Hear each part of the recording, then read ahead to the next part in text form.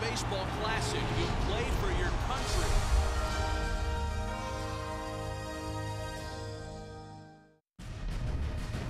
San Diego, California, where 72 and mild with sunshine is standard business in downtown Petco Park, playing host to the World Baseball Classic tonight.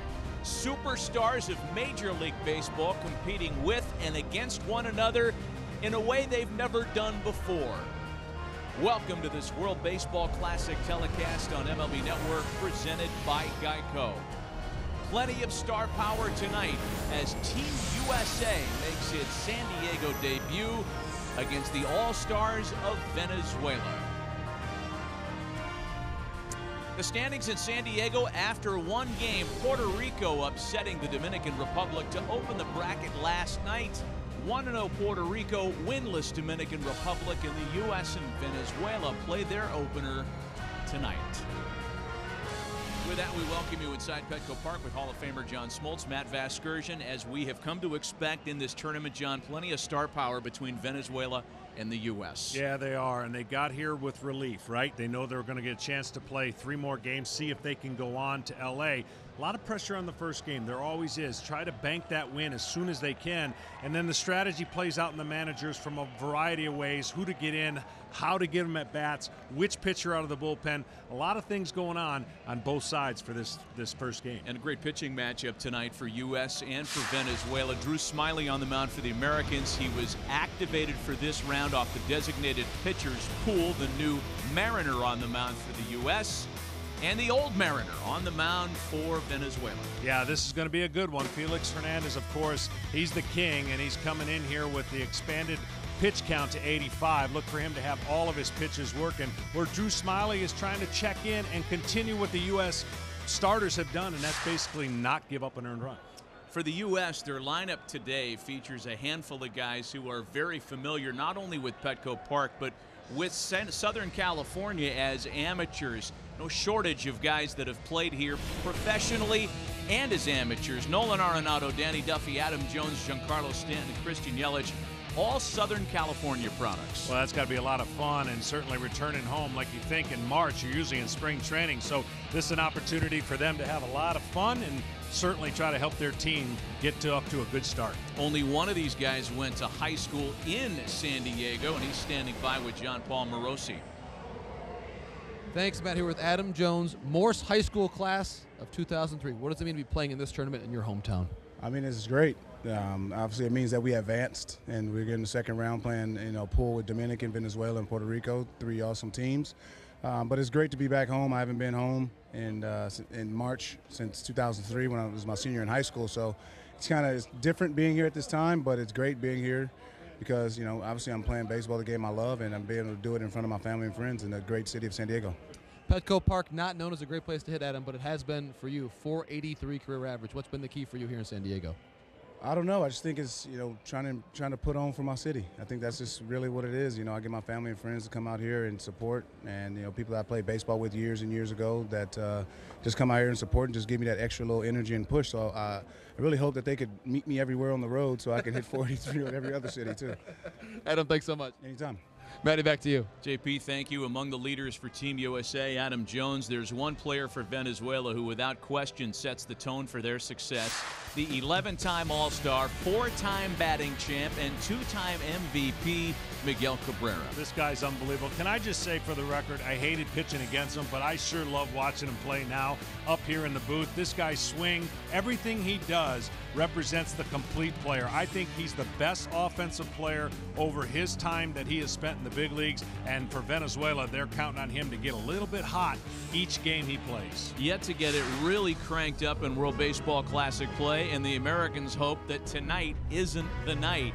We've got a great matchup in store from Petco Park. Team Venezuela and Team USA lineups and the opening pitch coming up from San Diego right after this.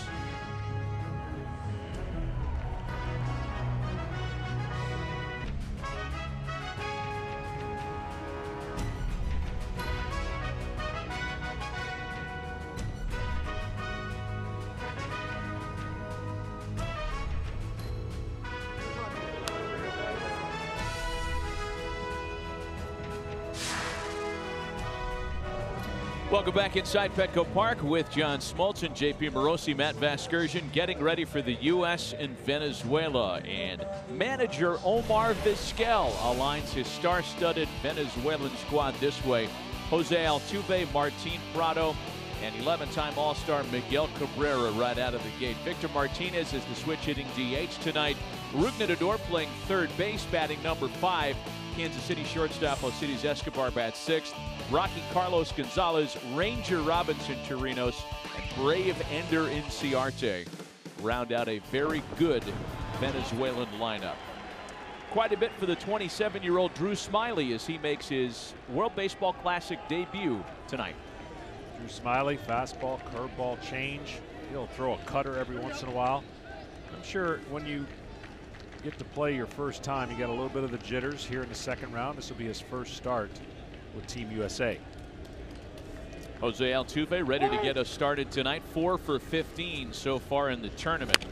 And Altuve bunting, pushes it out toward Hosmer, who's got to hurry, and Altuve beats it out.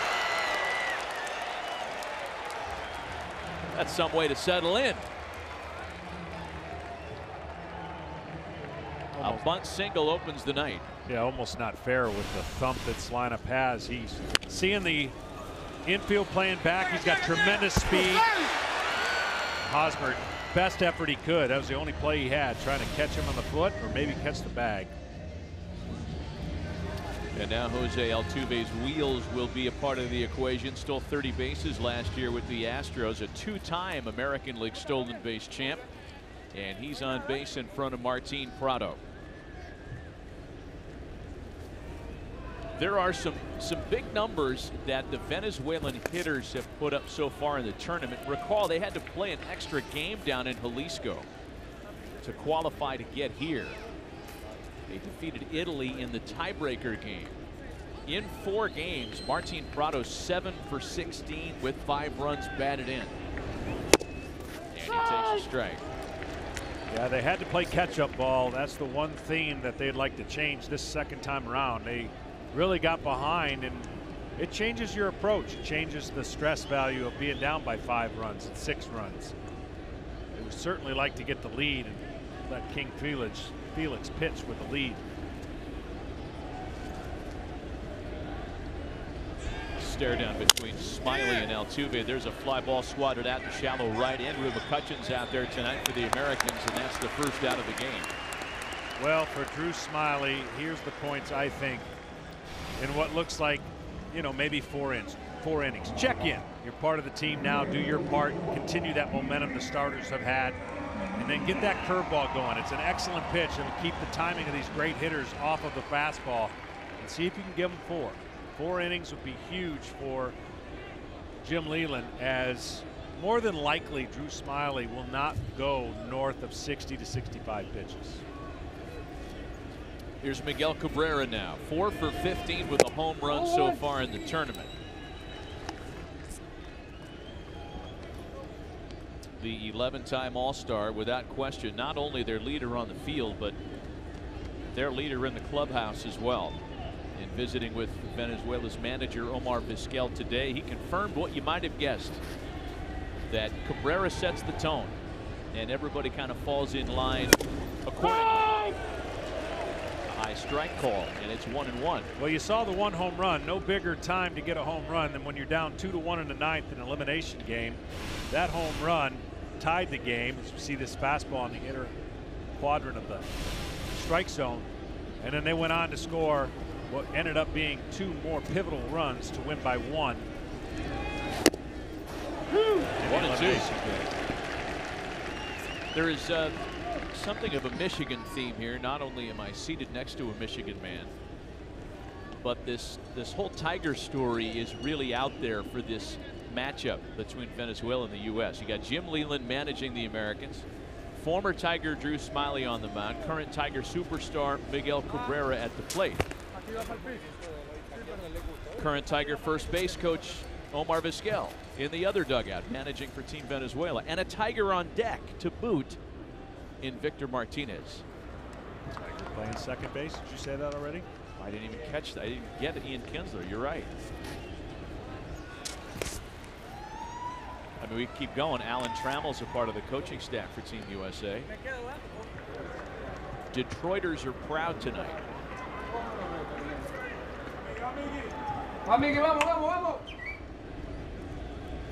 One out and one on, a ball and 2 strikes to the 4-time batting champion Miguel Cabrera. Broke his bat, back up the middle. Kinsler gets one and the other. And that's something Drew Smiley can feel pretty good about. A scoreless start to the night. The Americans line up this way against King Felix Hernandez. Ian Kinsler, Adam Jones, and Christian Yelich lead it off. And Jim Leland told us before the game he wouldn't be surprised to see a batting title in the future of the young Marlin. Arenado, Hosmer, Goldschmidt, McCutchen, Lucroy, and Bregman round things out for Team USA. And it's the 6-time All-Star and 2-time ERA champ King Felix Hernandez on the mound for Venezuela.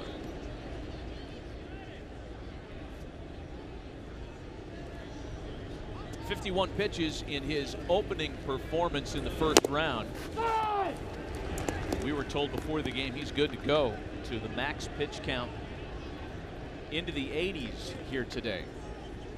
No governor, no restrictions on King Felix. Here's a 1-1 to Kinsler.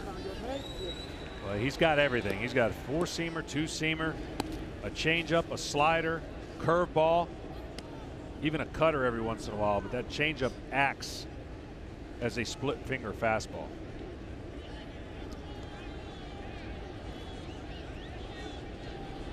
An 11-game winner last year with the Mariners.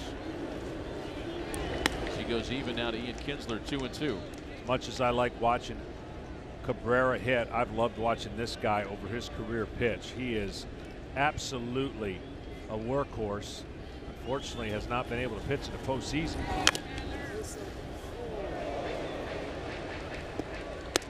He was also unable to pitch in the World Baseball Classic last time around. Back in 2013, you may recall, he was still in the midst of contract discussions with the Mariners. It all worked out okay for him. He ended up signing that 7-year, $175 million deal just before the World Baseball Classic kicked off. Full count now, 3 balls and 2 strikes.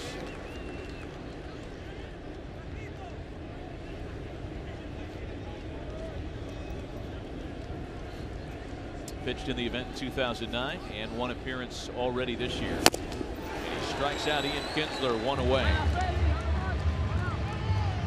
Well, for King Felix, what can you say? But in this format, stay classy, San Diego. Yeah. Steal a line from Anchorman. He has been unbeaten in this ballpark. Loves pitching here. And then try somehow to pitch with the lead because this team has gotten behind more than they want to. His off speed is as good as anybody's. Listen, this guy's pitched a ton of innings. I'm sure he had to hear last year what was wrong, maybe losing a few miles per hour on his fastball. But this guy, when healthy, is as good of a pitcher that we have in our game in the major leagues. Here's Adam Jones now off to a 4-for-14 start in World Baseball Classic play. John Paul Morosi visited with him before we went on the air tonight and asked him about the success he's had here at home. Little comebacker for Felix and a quick out number 2. He likes to swing the bat here at Petco Park. Adam, a San Diego native.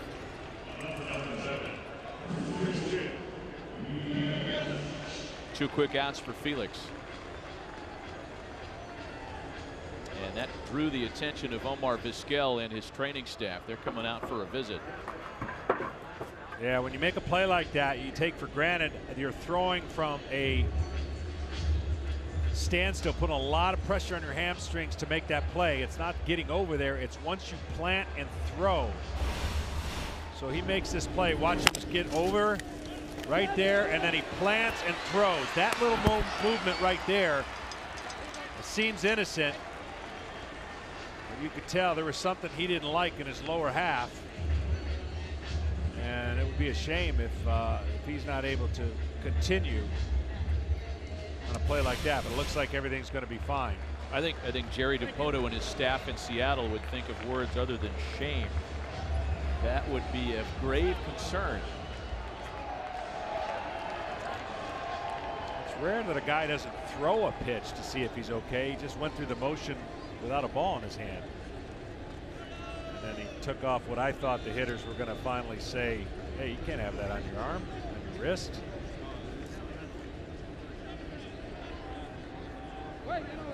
Maybe he forgot. A little lime green. Why do, whenever I think of distracted hitters or pitchers, I think of, was it Omar Vizquel and Joe Table, Jose Mesa? Yeah, was it the two of those guys, or do I have one of them wrong? I don't know, but it's With always. the earring? Yeah, it's always a difficult proposition for a hitter to see something because they're looking in that area. They're looking when the ball's being released. There's Christian Yelich now, and Felix Garnson with a strike.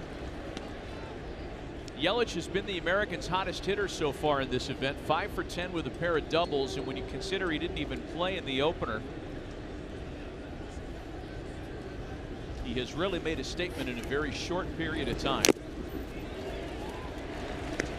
He's quickly behind 0-2. Well, this format's so difficult for managers. They may have, let's say, a game plan of who they're going to play, right? Guy gets off to an 0 for 8 start. Somebody else goes 3 for 4. How do you not play that guy the next day? I think that's what's happened here with Yelich. He's seeing the ball and hitting the ball, and he wants him in the lineup. He started with a pinch hit double. Yeah, it really hasn't slowed down. And this is a different looking lineup today for Jim Leyland. He's going to change it up again in their next game. Daniel Murphy hasn't played in a couple of days now. Ian Kinsler's played every game.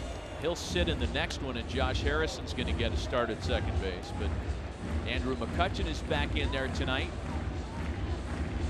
He hasn't started since the opener. Buster Posey gets a blow. Looks like he needs it.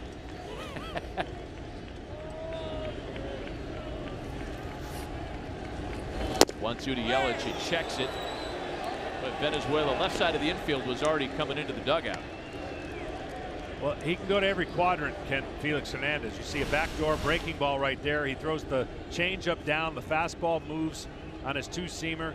He has every weapon to make a hitter nervous, and they can't eliminate a pitch. Back to Felix. Knocked the glove off. And the side is retired anyway. Felix thinking this, I'm off to a rough start here. Gimpy leg, knocked my guante off. That's glove in Spanish for those people who didn't. I got the Google Translate windows open.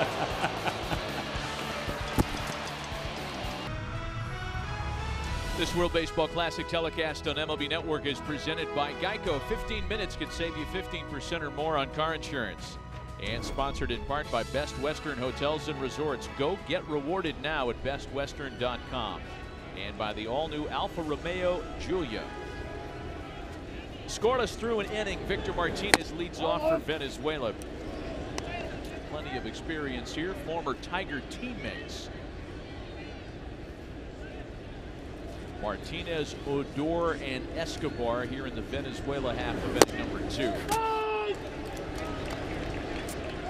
Ball's coming out good for Smiley early. I've always said this every time I get a chance to do a game he's pitching. So reminds me of my former teammate Steve Avery. The delivery, the hat, the arm action, and similar pitches. You get a couple of answers when you ask, who does Drew Smiley most remind you of? I think like the template is Cliff Lee, right? For a lot of guys. As Martinez swings and misses. Smiley off to a nice start tonight. Yeah, back in the network I did a split screen of I mean, they do say Cliff Lee, but his leg, his knee when it comes up, and his arm when his hand gets behind his head reminds me of a young Steve Avery. Of course, Ave did an incredible job in the early 90s for us. Smiley starting out of the pen with the Tigers in the postseason, but right here, there's the leg kick. Avery went a little higher, but that arm and the hand coming behind his head makes it difficult for the hitters, makes that fastball seem firmer than 92, 93 miles an hour. Here's the third baseman tonight. Yes, third baseman Rougned Odor. A 3-for-8 start for him in World Baseball Classic play. Odor plies his craft, as we know, as a second baseman in Arlington. But with Jose Altuve firmly entrenched at that spot, Omar Vizquel needed somebody to move. And Odor took the challenge. Started working on that in Rangers camp, taking ground balls at third. And who knows, that's a skill set that he might at some point tap back into. It hasn't happened yet. As you can see, all of his big league appearances have been at second base. A ball and 2 strikes to Rougned Odor.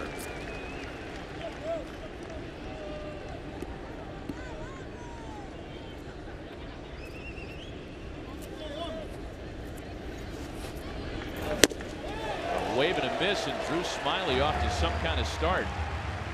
Second rounder out of the University of Arkansas by the Tigers in 2010. And speaking of Arkansas, there's one particular town in that state, JP, that is buzzing with World Baseball Classic action tonight.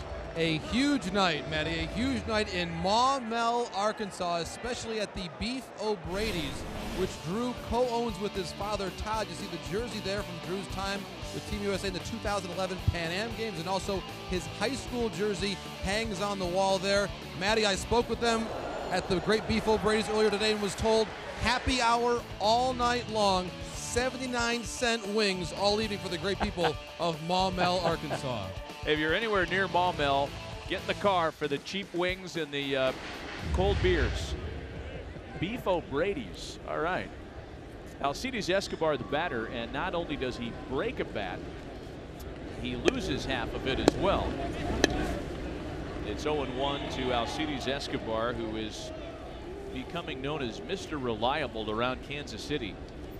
He's played the full complement of 162 games in 2 of the last 3 years. Routine pop for Jonathan Lucroy. And on just a handful of pitches, Drew Smiley gets through the Venezuela lineup 1-2-3 in the second. Played an inning and a half tonight, no score. Welcome back to this World Baseball Classic telecast on MLB Network, presented by Geico. We are south of Oceanside, where those pictures came from. Downtown San Diego at Petco Park. Back with John Smoltz and John Paul Morosi, Matt Vasgersian. A scoreless tie so far. Felix Hernandez and Drew Smiley as advertised early on. Nolan Arenado leads things off in the Americans' half of the second. Arenado, Hosmer, and Goldschmidt. Nolan hit the 3-run home run in his final game in Miami against Canada over the weekend. It remains his only hit of the Classic so far. Yeah, he's hit some balls hard, got off to a slow start, but he checked in with that 3-run homer, and you could tell how relieved he was that one of them didn't get caught.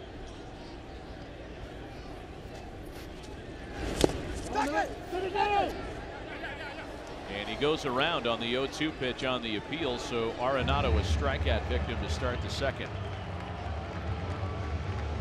Nasty changeup, goes straight down. Just saw 2 fastballs, couldn't stay back. He didn't think he went, but at this point, once he went, there's that changeup. I'm telling you, it's nasty. It looks like a split finger fastball. For the longest time, I thought it was a split finger fastball till you see the grips.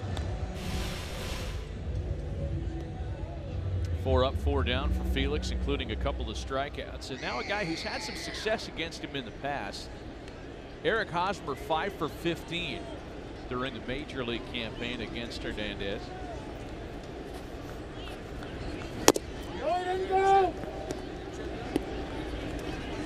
Able to check the swing.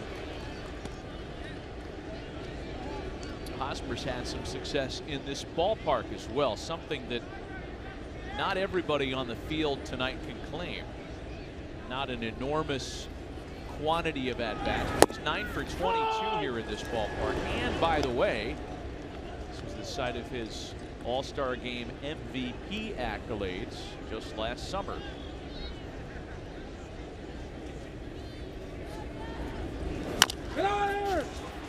On the ground to first base. Cabrera's got it. 2 gone, and let's take you back to last July when it was this swing that won Eric Hosmer the MVP award. It came really early. Folks were kind of settling in with the shade and the glare. A home run off Johnny Cueto. Once again, the American League victorious in the Midsummer Classic, and Eric Hosmer was the game's MVP. 2 gone now for Paul Goldschmidt.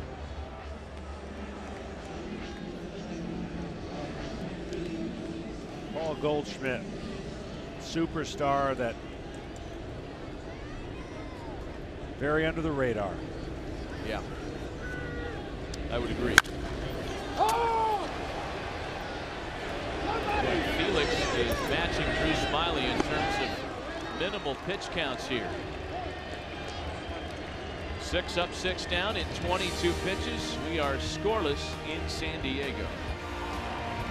These games start an hour later tomorrow and Friday night. Tomorrow, Venezuela takes on the Dominican Republic at 10 Eastern, 7 Pacific, and then the U.S. and Puerto Rico on Friday at the same time. A couple of good games coming up in the second round from San Diego.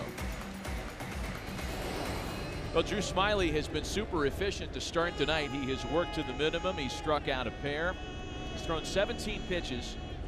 14 of those have been strikes, and half of those of the called variety. He'll have Carlos Gonzalez to lead off the third. Gonzalez, Chirinos, and Inciarte here for Venezuela. Smiley and his fastball looks so much in rhythm that looks like this is about his 4th or 5th start.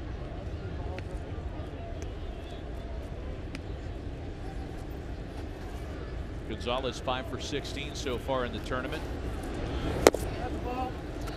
A guy who's had a lot of plate appearances here in this ballpark in his NL West days. In fact, among non-Padres players, only 5 major leaguers have more plate appearances in this ballpark.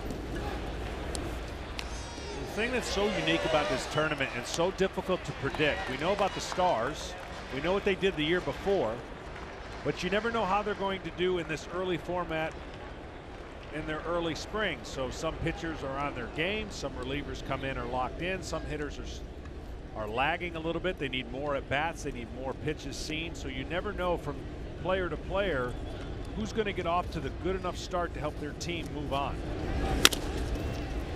Headed back up the middle and through. Second base hit of the ball game. And the second time Venezuela has put its leadoff hitter aboard. Carlos Gonzalez has such a long, pretty swing, but this long swing stays on the ball just long enough to get it up the middle. Curve ball, and he stays on it. A guy like that with a high leg kick you'd think would have a lot more strikeouts. But his ability to make contact is what makes him such a tough hitter, and of course at Coors Field.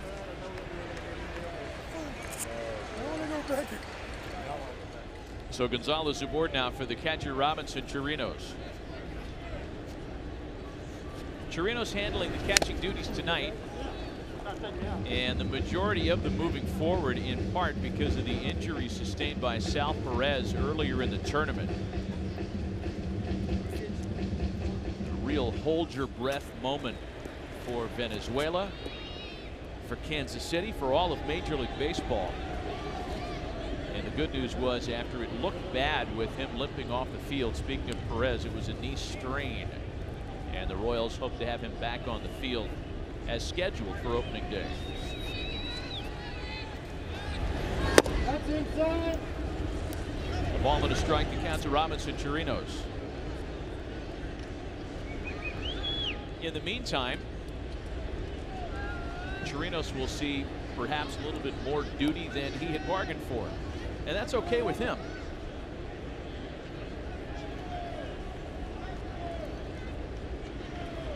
He's a guy who's used to kind of watching things from a bench spot. It's certainly not an indictment on his skill set. He's been around the game a long time, 32-year-old veteran. But this year in Texas, he'll be watching Jonathan Lucroy doing the lion's share of the catching. He was the opening day starter the last couple of years in Arlington.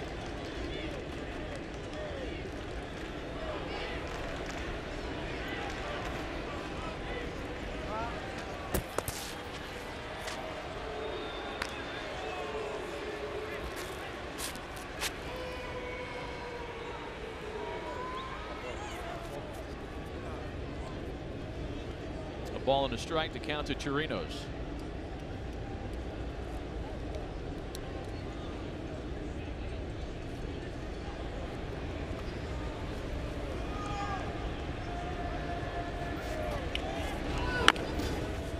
Bunting.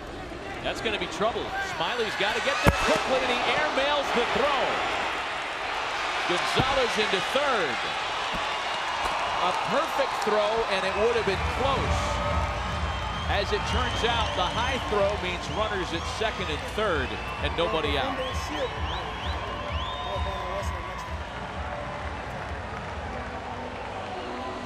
Part of the thing that you do over and over in spring training is these kind of plays, but in tournament format, it would be a little more difficult to have these kind of plays.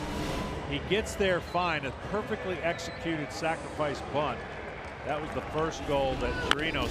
Then watch Smiley. He gets there, pauses, stands straight up. And when he stands straight up, he tries to hurry the throw. And the only way you can hurry the throw is to put something on it. And as soon as he puts something on it, you can see the ball sail over an already tall Eric Hosmer. Big opportunity now for Ender Inciarte, second and third, nobody out. The Venezuela center fielder 4 for 14 so far in the tournament. They're going to credit Chirinos with an infield single, a bunt single, and then advancement on the error charged to Smiley. So single E1. And I would say that he probably would have beat that out on a perfect throw. So thus the decision to give him the base hit.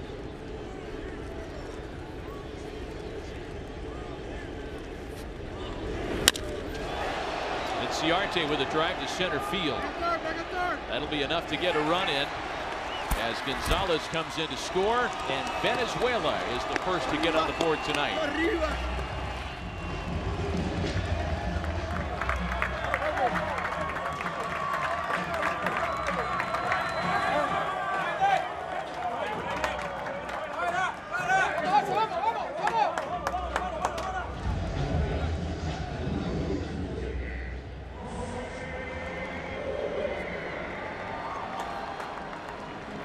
Back to the top of the order now, Jose Altuve, who dropped down a bunt single on the very first pitch of the game.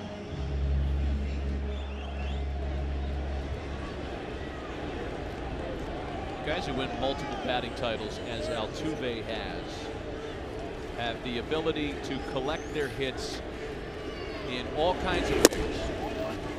Altuve happens to hit for power as well. He can hit the ball the other way. He can bunt, as we've seen. He loves to swing the bat. He's getting a lot of hits without a lot of walks. Another big year for Altuve last season. Finished third in the American League MVP race. Had a rough September, which I think probably cost him down the stretch, because through early August, he was my vote for AL MVP.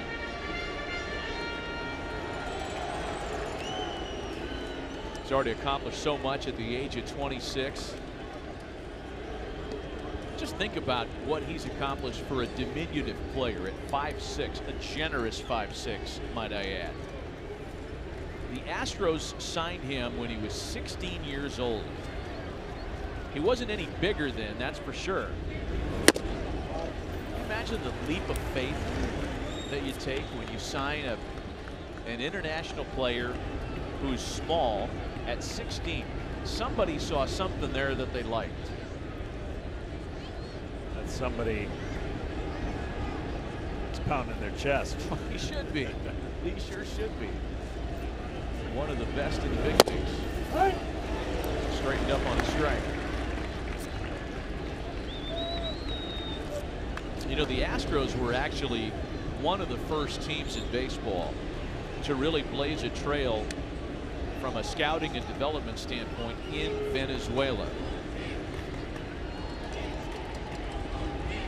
Dating back to Bobby Abreu, Richard Hidalgo.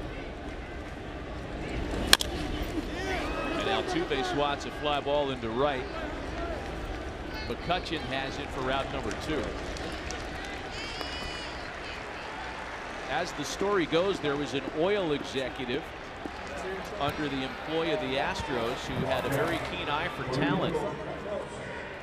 And it's that gentleman who's credited with finding the aforementioned players and a whole lot more. And now everybody's looking for talent in Venezuela, JP. Point out, it really was Andres Reiner was the longtime scout for the Astros that pioneered those academies in Venezuela. And of course, one more player he signed, Carlos Guillen, who played for Jim Leyland in the 2006 World Series and is now the GM of this Venezuelan national team. There's Martin Prado now.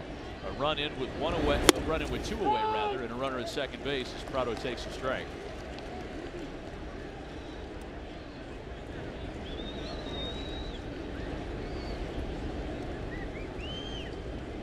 Martin Prado has played multiple positions for multiple teams throughout his over decade-long career.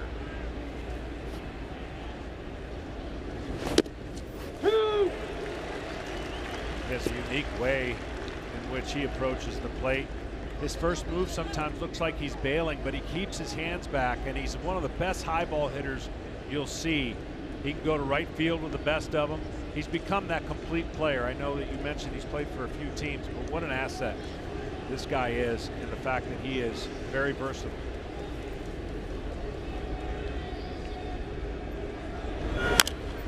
You know, some guys get traded a lot because nobody wants them around, and then some guys get traded a lot because everybody wants them.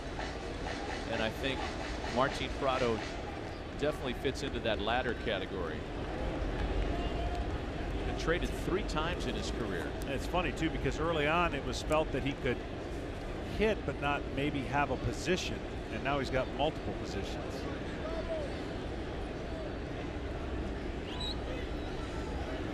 Going 2 with a runner at second and a run in. And he went around, says the home plate umpire Hunter Wendelstedt. That's the 3rd strikeout of the ballgame for Drew Smyly, but Venezuela does crack the scoreboard in the 3rd. Through 2.5. The Americans trailing 1-0. Well, Felix Hernandez has looked good early, reminding us of this day, August 15, 2012. The first perfect game in Mariners history, the 14th by an American leaguer, and the 23rd ever in Major League history. It was the year of the perfect game. Recall 2012 saw 3 of them. Philip Humber and Matt Cain also authored perfect games that year. Felix has looked good tonight. In fact, the U.S. doesn't have a ball out of the infield yet. McCutchen, Lucroy, and Bregman. Yeah, the good fastballs he's thrown have been on the outer part of the plate. It's not something hitters want anyways. They're looking for something middle in to pull early in the count. There's a ball out of the infield. It's going to settle in shy of the track for Martin Prado and 1 away. See, that right there is a perfect example. That ball leaks over the plate at all, and that is a difference between a home run and a fly out to the left.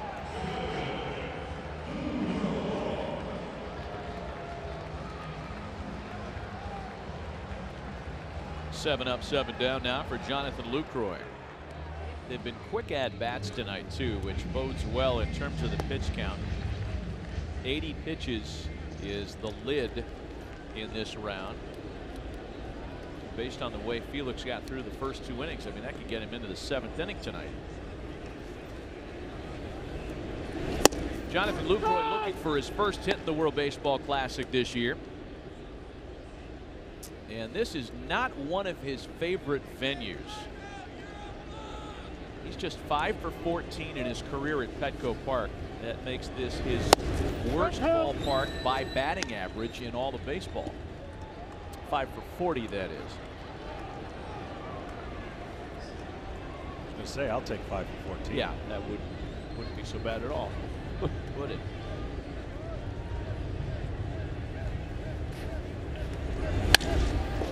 And there's a hit for him. And the first base runner for Team USA tonight.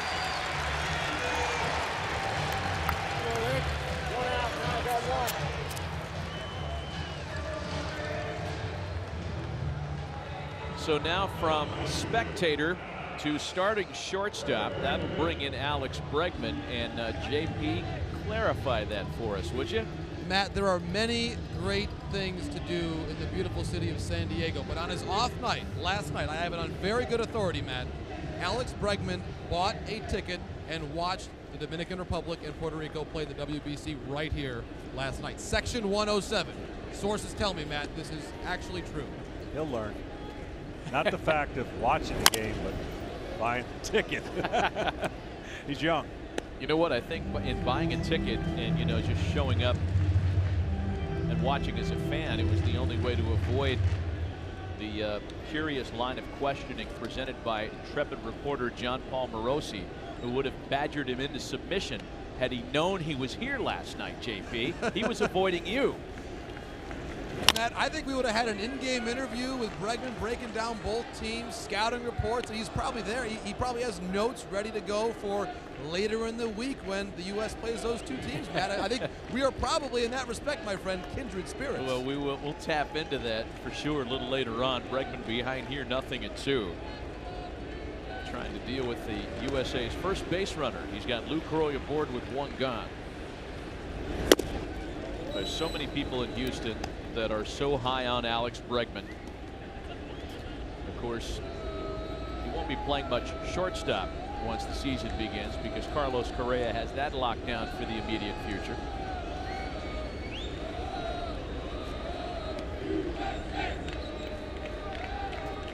A ball and 2 strikes. And as much as Jim Leland likes Alex Bregman, in sitting Brandon Crawford tonight, it was as though Jim Leland had to send his favorite son to bed without any supper, because Brandon Crawford has quickly become one of Leland's favorite all-time players.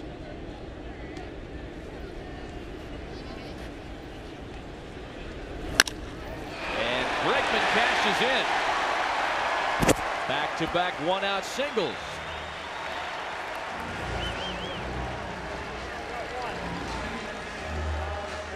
Well, facing a great pitcher with 2 strikes, got to try to stay up the middle. And that's exactly what he did. Protection against the off-speed pitches. He gets a fastball, and by staying up the middle, you can stay right center over the plate without trying to do too much. A little choke up of the bat. And that's got to feel good right there for a young player on the USA team, not getting a ton of at bats. There's the 2-seam fastball. Bregman. An opportunity now for Ian Kinsler. And whereas there was not much head-to-head between Hernandez and Bregman, there's been a lot over the years between these two. In fact, the only guy that Ian Kinsler's faced in Major League Baseball more often than Felix is new San Diego Padre Jared Weaver from all of his Anaheim days. Look at that, 82 lifetime plate appearances.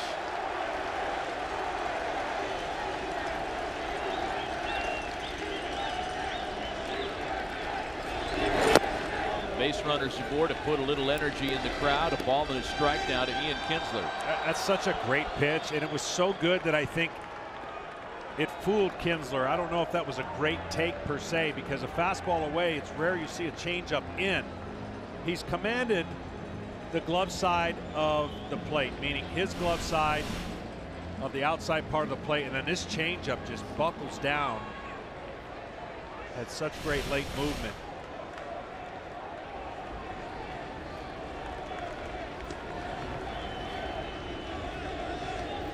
The 1-1.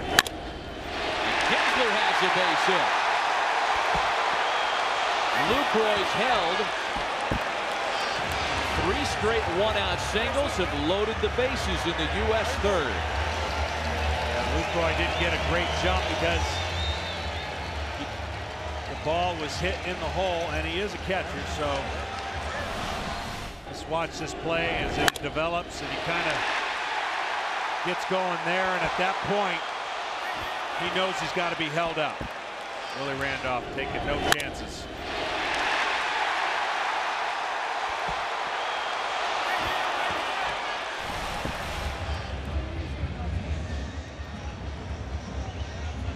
So Lucroy at third, Bregman the runner at second.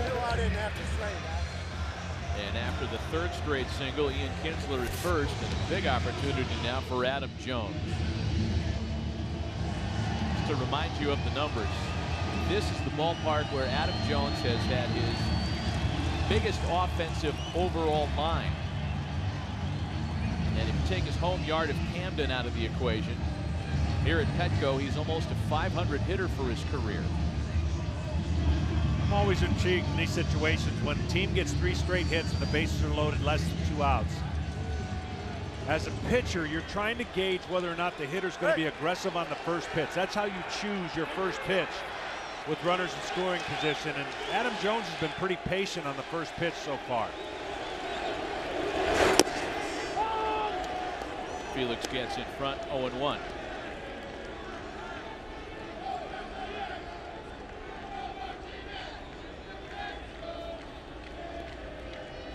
Kind of a mixed bag for Adam Jones over the years with the bases loaded. Last year didn't have any success in this capacity, 0 for 9. A ball and a strike. Well, you tell yourself as a hitter, the best you can is to look up and try not to react down. Because if you're really aggressive and you look up and you see a pitch like that, you're going to try to make something happen and swing over the ball and expand the zone. 6-time All-Star dealing to the 5-time All-Star. And it's 2 balls and a strike. And see, by that approach, you can lay off of those pitches right there, because those are great enticing pitches in an aggressive situation to make the hitter recognize that that might be a strike and nowhere end up as a strike.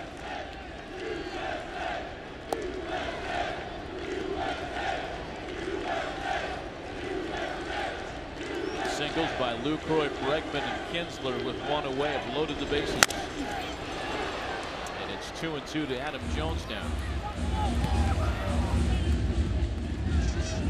Since Adam Jones joined the Orioles in 2008, he leads all American League outfielders in hits and games played. He ranks 2nd in RBIs and 3rd in home runs. You talk about guys that don't get enough credit.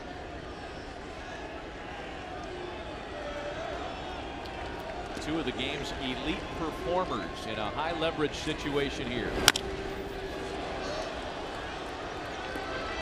Still 2-2.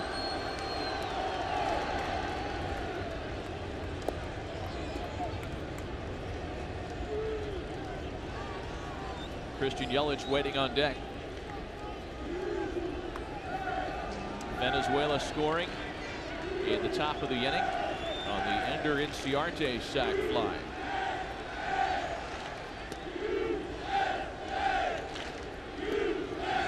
There was a time in Felix's career, John, that we recall vividly where he was just automatic getting a ground ball when he needed it. His 2-seam fastball had such late movement, and 96. The next 2-2. There's a ground ball for Altuve to Escobar for 1, the double play. Vintage Felix.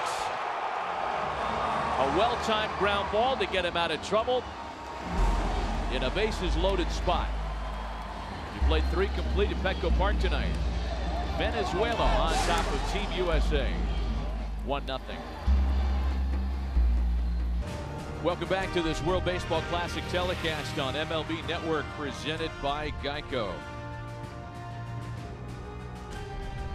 San Diego was and will be a military town, always. How tall is that? Looked enormous there, didn't it? Here's Miguel Cabrera leading things off in the Venezuela half of inning number 4. Back with John Smoltz and JP Morosi, Matt Vasgersian, and a 1-0 lead for Venezuela. Cabrera, Martinez, and Odor here in the top of the 4th.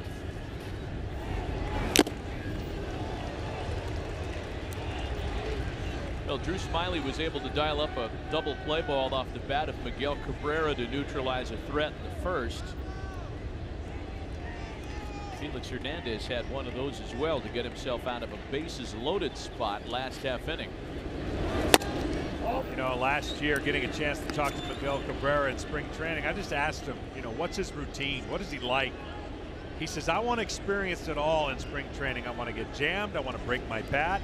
I want to hit a home. You know, he wants everything to happen in spring training to get him ready for the season. And I've never heard a hitter say in spring training, I want to get jammed. Like, you just don't hear that. Especially because he doesn't get jammed ever, right? Well, he did early today on that little double play by his ex-teammate, Drew Smiley. And he went chumming for one in the dirt and struck out. One away here in the fourth between innings. J.P. Morosi had a chance to visit with U.S. hitting coach Tino Martinez.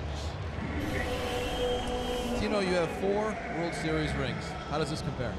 Oh, this is awesome. You know, winning the World Series is a great, honor with the New York Yankees and all that kind of stuff. But playing for your country and having a chance to win this World Baseball Classic is it's right up there for a lot of these guys.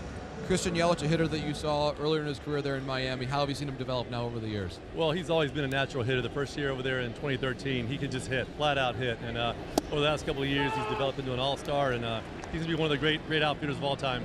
How about Eric Hosmer, a fellow left-swinging first baseman there? Yeah, I didn't know much about him besides watching him on TV, but the guy's a gamer. He comes to play, he practices hard, and he's a great offensive player and a great defensive player as well. Tino, thanks so much. Thank you. I love hearing from the coaches in this event because, as we've documented since we started, I mean, it's a who's who of major league stars from various eras in the game on not only the U.S. side, but all over the field.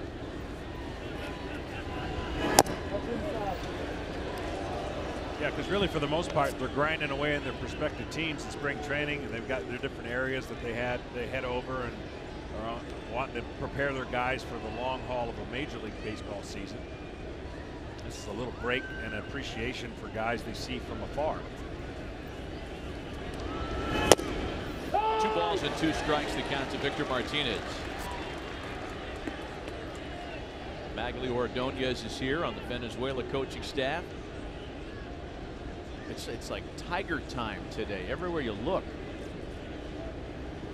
Be a lot of eyes on the Tigers this year, especially coming out of spring training, to see how they do as a team.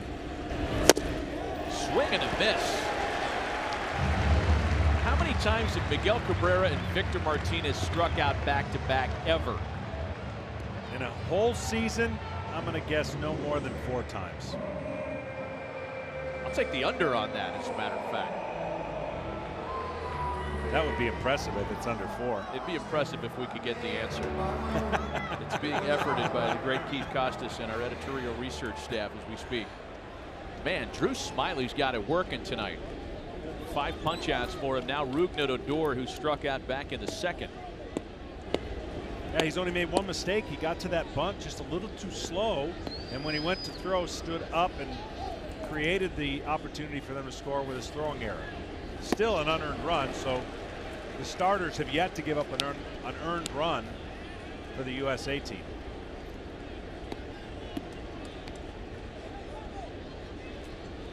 Odor now 3 for 9 in World Baseball Classic play. Omar Vizquel was talking about his swing before the game, and it's big. I mean, he doesn't get cheated, but as Omar was quick to point out, it's mechanically sound. He's not up there flying open with the head up and down, and he likes the pass he takes. Smiley gets him on 3 pitches to strike out the side in the 4th. U.S. pitching has been strong all tournament long, and Drew Smiley no exception tonight. Still trailing 1-0, however. Let's send you back to the MLB Network studios for an update. Here's Matt Yaloff. Hey, Thursday spring training continues on MLB Network, leading off with Twins Cardinals at 1 Eastern, then Cubs and Dodgers at 4, then at 8 catch MLB Tonight. Spring training games on MLB Network, presented by Best Western.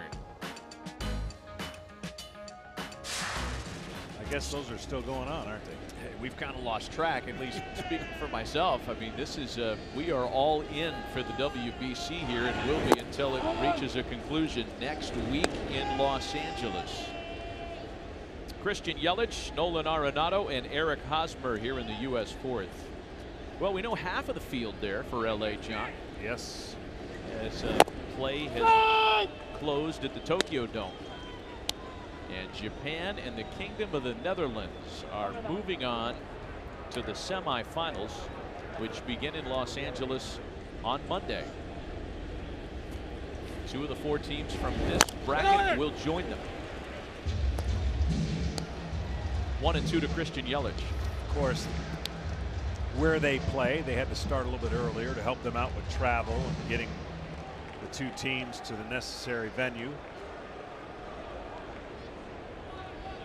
Israel was a great story in the tournament, but their bid to go even farther as a Cinderella fell short in Japan.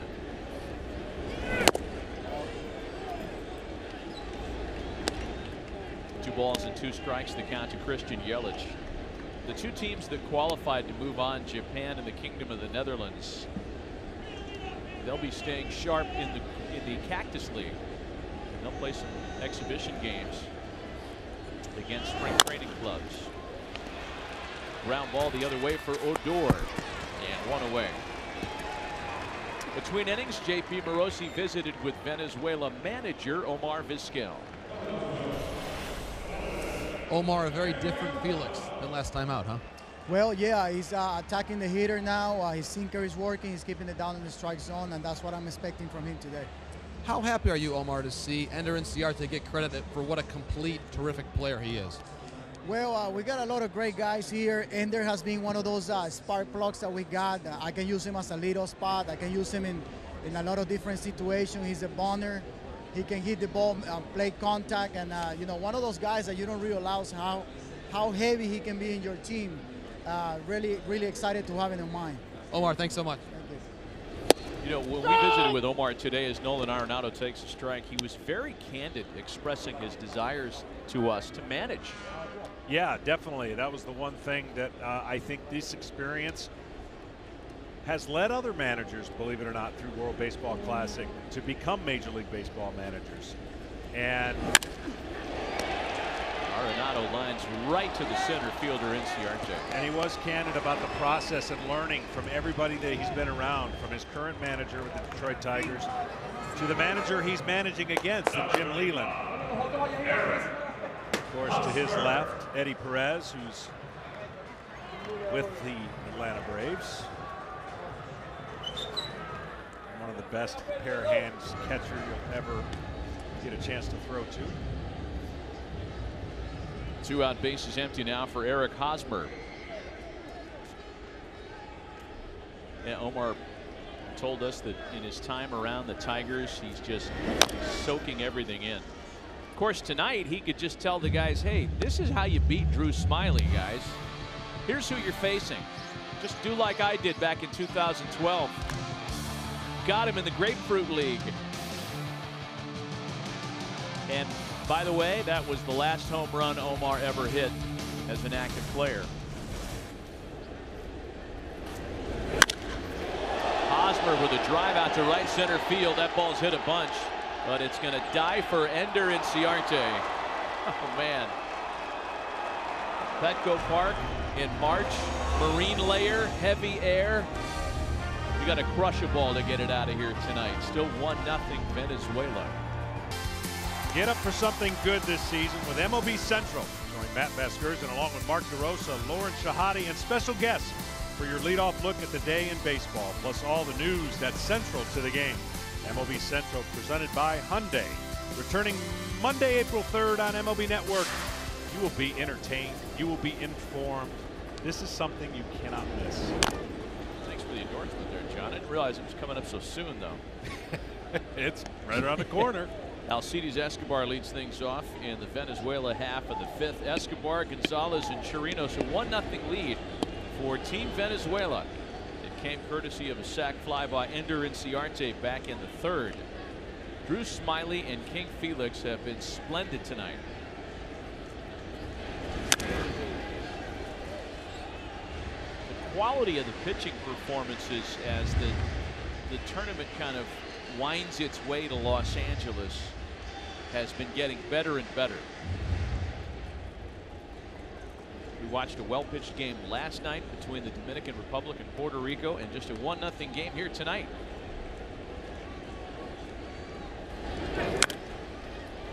Yeah, I'm telling you, the way it works, at least the way it did for guys who played a long time and were able to get to spring training, you use those first couple starts to work on whatever you want. You want to be able to, I don't know, I call it force feed certain pitches you need to improve. And by the 4th or 5th outing in spring training, you start gearing yourself towards the regular season that you're going about to undertake. And in this format, you have to condense that and really utilize your bullpens for that stuff and be as sharp as you can, because you want to obviously do the best you can for your country. So hearing you say that, and you know, if we're talking about a non-WBC year, it sounds like you're of the mind that spring training is exactly the right length. Oh, for a pitcher, no doubt. Escobar goes around. That's 5 straight strikeouts for Drew Smyly. Got to be getting close to some kind of a WBC record here. He's locked in with every pitch, and that pitch right there just could not keep it back for Escobar. See the curveball that we talked about in the open. That is such a big pitch for him, because they got to respect the fastball. And then he has great break to that pitch. So yes, to finish that thought, you really are taking your spring training as a pitcher in sections. You're always going to hear hitters talk about spring training too long. You'll rarely hear pitchers say it's too long. Carlos Gonzalez singled and scored that lone unearned run that's been the difference so far tonight.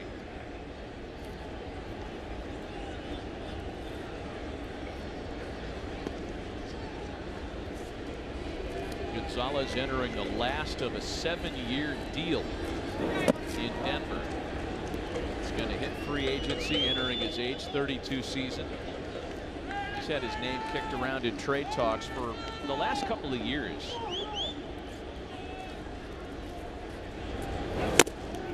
Big swing and a miss. It's behind 1-2 as Sam Dyson is hot in the U.S. bullpen. Again, the pitch cap in this round is 80, but in the case of Drew Smyly, 60 was his number.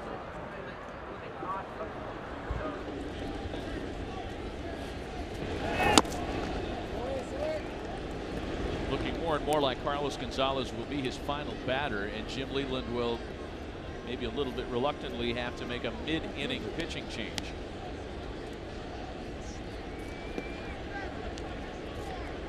He's got a fresh bullpen.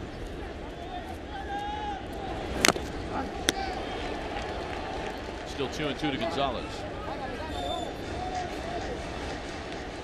Well, I know they got the pitch limits here for a reason. We all know, we've discussed that for the tournament, but we get so caught up on the pitch number, especially during the season, the build-up of spring training. You just don't want to have a guy go out and throw 24 pitches in an inning, or 25, and then you start risking that pitch count. But 5 or 6 over, no big deal. It really isn't. I mean, it's more about looking at the guy with your eyes, seeing if he's laboring, being in a position to throw the best pitch you can each time. Is he maxing out? Is he throwing too hard? So let me ask you this. We get another foul ball here. That's 60. They pull him out in a 2-2 count? No.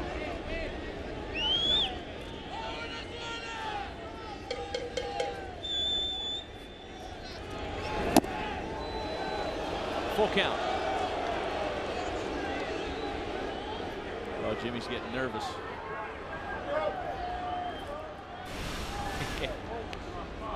Good pitch and a good take. And Leland's not nervous because Smyly's been underperforming. He's been brilliant. He just wants this at-bat to finish so he can make the move. And there it is.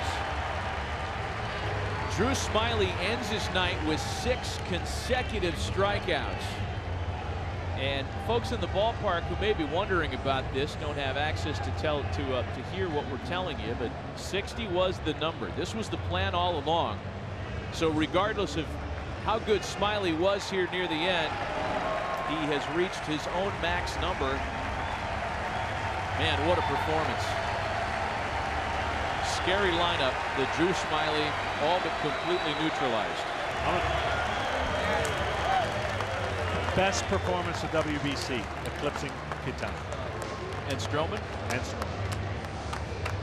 There it is, America. Nothing but smiles for the new Mariner. We'll be right back. Well, Seattle Mariners, you got to like this performance. Fastball crisp, curveball unbelievable. He even threw a couple cutters in there. This guy was on his game, and with the exception of an unearned run, I'm telling you, the best performance of the WBC. When you go through this lineup in Venezuela and you strike out that many guys and end your night with a string of strikeouts, 8 to be exact, no walks, no earned runs, fantastic. Smiley yields to Sam Dyson, looking for the last out here in the 5th. The last pitch that Drew Smiley threw was 94 miles an hour, which is north of where he lives. In fact, in the StatCast era, and that's the best kind of, the most accurate detailing of things like velocity that we have, and that's the last 2 years, that would have been the hardest pitch he'd ever thrown. Well, Sam Dyson's numbers with the Rangers last year, coming off a very good 2016. It was free and easy, and that's what I'm talking about. The eyes should tell you. If you're grunting, if you're getting down, you're getting extended. It was free and easy. He had extra adrenaline for a game like this with the name on his chest. And I'm telling you, that's the kind of progression as he, you know, dealt with some injuries, and he will be given the opportunity to pitch for the Mariners, hopefully north of 200 innings. What Smiley did to the middle of the Venezuela lineup, and if you need the names, Cabrera, Martinez, Odor, 0 for 8, 6 Ks, and a double play ball.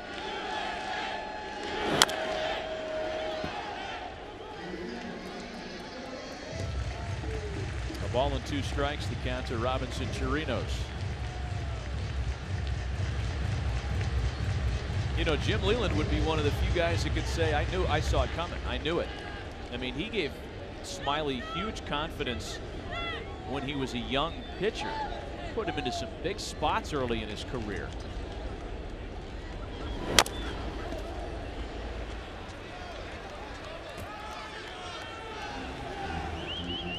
That's pretty impressive. You know, you look at the USA starters and you may look at their records and go, the last 2 guys between, they got a lot of losses, right? Archer had 19 losses. He had 14, but that doesn't tell the story respectively for each team and how good their stuff is. And the USA has come out blazing the starters. Chirino sends a fly ball out to center, can of corn style for Andrew Jones to retire the side. U.S. pitching has retired 8 in a row, thanks in large part to Drew Smiley's terrific 4 2/3 tonight. This World Baseball Classic telecast on MLB Network is brought to you by the Puerto Rico Tourism Company. Visit cpuertorico.com to plan your trip today. And by Lexus. Experience the thrill of the Lexus Command Performance Sales Event now through March 31st. See your Lexus dealer. And by the DQ $5 lunch, now served all day, every day. Still a 1-0 game as the Marine layer settles in over Petco Park. King Felix looking for perhaps a little bit more support, but doing his best to keep the Americans quiet. The only uprising, 3 straight singles in the 3rd that were neutralized on the double play ball as Paul Goldschmidt grounds to the left side. And there's 1 away to start the 5th. With Felix Hernandez, he could get a lot of these quick outs because hitters just don't want to get deep in the count. They got too many weapons that they have to fight off. So when they see a good fastball, and unfortunately for the USA hitters, all of his fastballs seem to be on the outer part of the plate.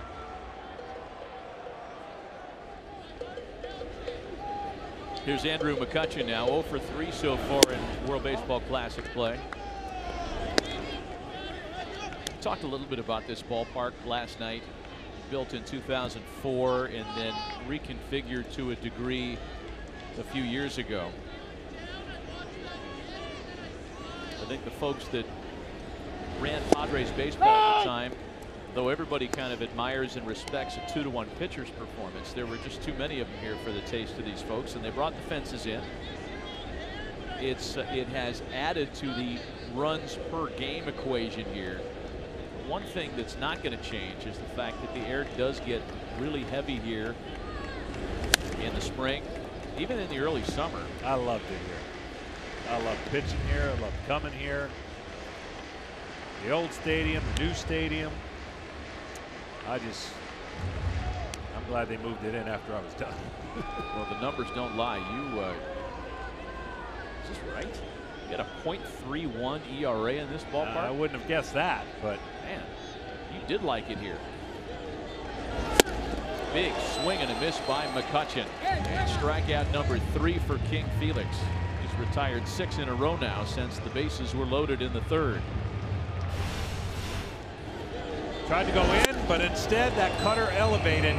Still good enough to get out McCutchen. You know what else has kind of changed the way games go here? It's not just the fences coming in, but there is a school of thought that all the construction in downtown San Diego has changed the way whatever wind conditions used to affect the game. Here's Jonathan Lucroy now. First couple of years at the ballpark, the buildings that are outside the scoreboard, heck, the big scoreboard itself, it was a little different out there. There just wasn't as much right outside the confines of the park. A ball and a strike to count to Lucroy. I don't know that there's been a study commission per se, the way the Rangers have studied the wind currents at Arlington, for example. But again, runs per game were up last year to an all-time high, over 9 runs a game in this place. I had a moment with the St. Louis Cardinals, right? Only a couple months. Hadn't pitched in 2 weeks. And if you want to win a trivia question, just ask anybody who's a Cardinals fan who holds the franchise record for most strikeouts in a row. And I'll be 100th on the list. But I ended up striking out 7 in a row here. And as a Cardinal? As a Cardinal. In this place. In this place. And the guy who broke it up, the reason he broke it up is Gwynn was on the back of his name, and his son, Tony Gwynn Jr. Because I couldn't get out senior, so I certainly wouldn't get out junior. And so that's a trivia question that you'll win 100% of the time if you ask it to somebody who follows the Cardinals or follows baseball. I mean, I'll double down on you. No disrespect to you, of course, you know how I feel about you and your career, but I would not. You could give me 100 guesses and you would not have been in the 100. That's what I'm saying.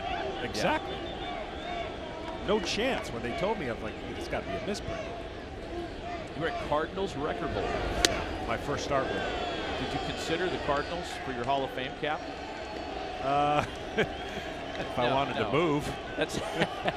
That's like Piazza going into the Hall of Fame as a Marlin.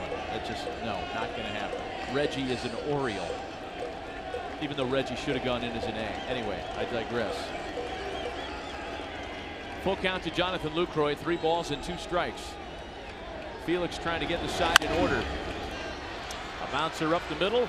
Escobar's got it, and they do go down 1, 2, 3. That's 7 in a row retired by King Felix Hernandez.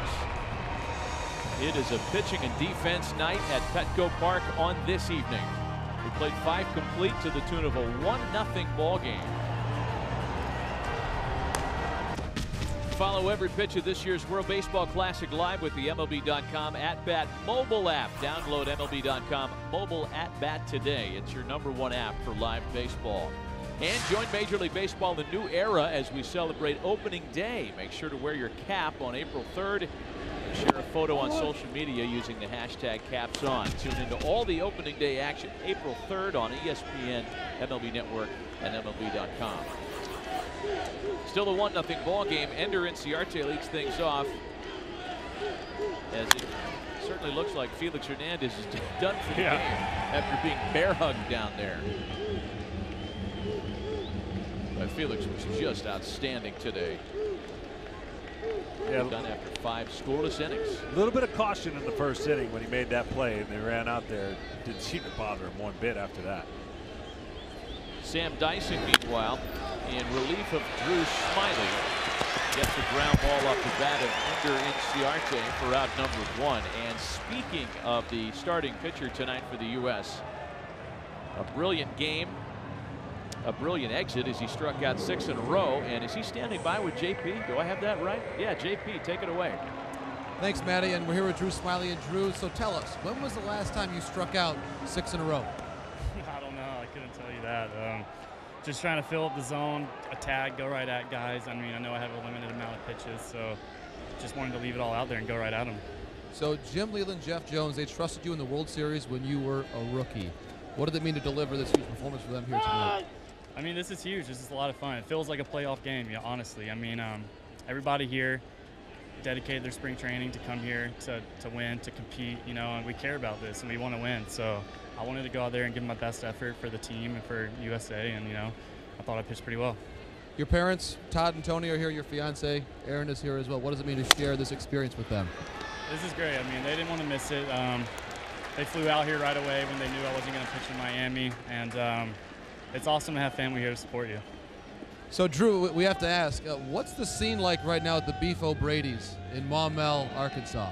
They probably got it on all the TVs. You know, every time I pitch, my dad makes sure it's on there, everybody rooting, so I always have a support system back home. So we were told, Drew, that, of course, you're the co-owner of this great restaurant, that it's 79-cent wings all night. So I'm wondering, did you come out ahead here on the evening here for you?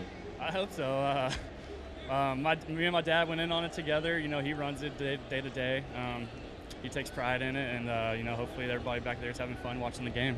Hey, Drew, I was just getting the information. It sounds like your career high for strikeouts in a game, in a major league game, is 6. You had 6 in a row and then 8 overall. Look at that lineup. Miggy, Victor, how did you do it?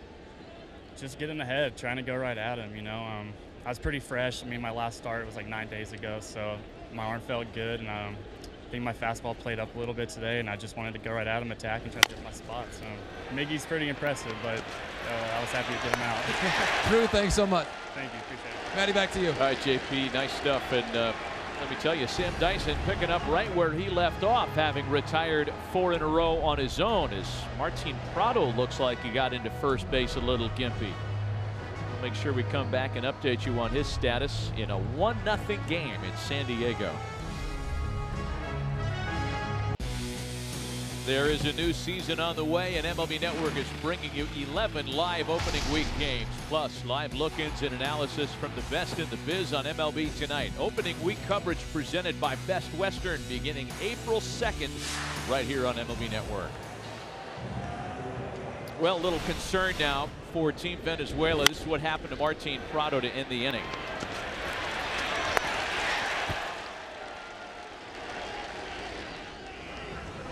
Yeah, unfortunately, it looks like the hamstring, right hamstring, or at least that's the classic case of the guy pulling up, feeling something. Hopefully he pulled up in time, but nonetheless not what you want to see from Team Venezuela. The very versatile Hernan Perez takes over in left. And a new pitcher as well for Venezuela. Angel Property Deolis Guerra takes over on the mound. 27-year-old who last year got into 44 games for the Angels. Finished the year with good numbers, 3-0 and a 3.21 ERA. He'll get Alex Bregman, Ian Kinsler, and Adam Jones in the U.S. 6th. Basically, he'll throw a lot of fastballs and changeups over the top delivery. He's got a long arm action out of the glove. There's a little bit of a delay there when he takes it out, which is conducive for a split finger changeup. Fastball about 92 miles an hour.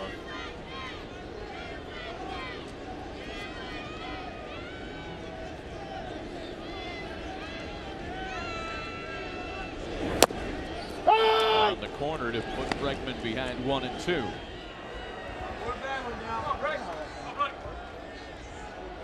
The Americans have had one legitimate opportunity to score tonight. That was after 3 straight singles, loaded the bases with 1 away against Hernandez in the 3rd.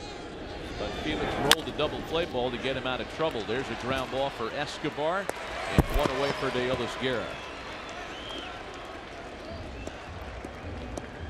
Deolis Guerra, by the way, was all set to pitch in the 2013 World Baseball Classic. He was with the team in San Juan where they opened pool play, but didn't pitch after he was diagnosed with a blood clot in his pitching shoulder. That required surgery, that complicated procedure that we're hearing more and more often now, where a rib is removed to free blood flow. He was hospitalized for 10 days after that surgery, and it took him, by all accounts, a good year for him to feel normal and healthy and resume his baseball career. Ball and no strikes to Ian Kinsler. Kinsler has singled and struck out tonight.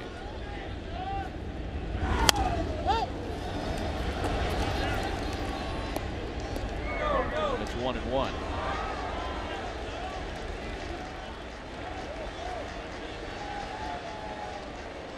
We ever get word of that guy remember that guy yesterday that caught 2 balls out there in right center? He caught a home run ball and then he caught a ball on a ground rule double.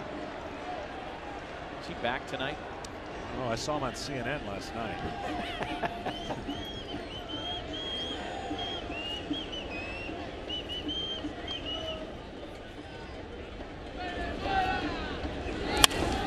And Kinsler pulls a base hit into left, his second of the night.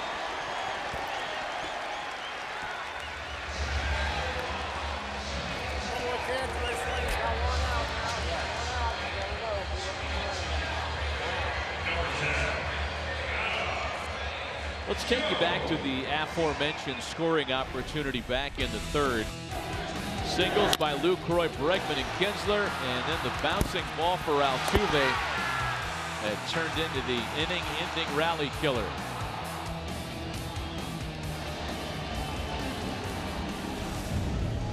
And Adam Jones will have a chance with a runner aboard here and only 1 away.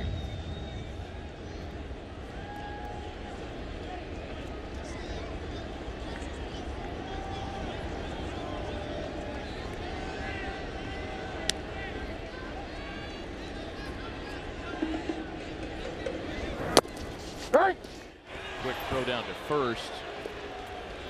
Kinsler back in there easily.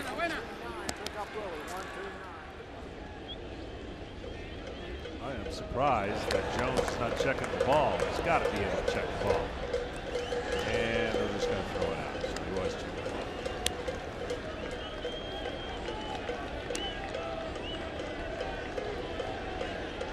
Christian Yelich waiting on deck.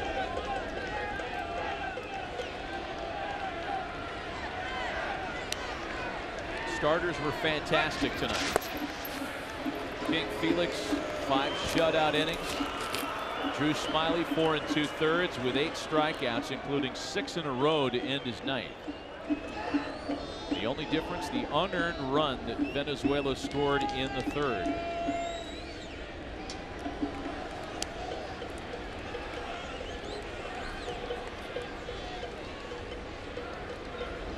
That's outside. Ball and a strike. JP, we talked about the Southern California amateur connection to this U.S. team before we went on the air tonight. Adam Jones, the local product from San Diego. A lot of Southern Californians here. There are, Matt, and I think we have to find maybe a good nickname here for the 2, 3, 4 in this lineup. Jones, Yelich, Arenado, all SoCal guys. And in fact, Yelich was telling me this story, Matt, about how he was playing on a youth team with Arenado, managed by Mike Spires, and they were actually playing a tournament in Georgia. He said Mike Spires was late getting to the ballpark, so Yelich and Arenado and the teammates made up the lineup themselves. By the time Spires showed up, they were winning 15-0 in the third inning. So again, a pretty good youth baseball team, their travel team, with Arenado and Yelich on the same club. Sure, that's when the manager can just get in his car and, you know, shut it down, head home.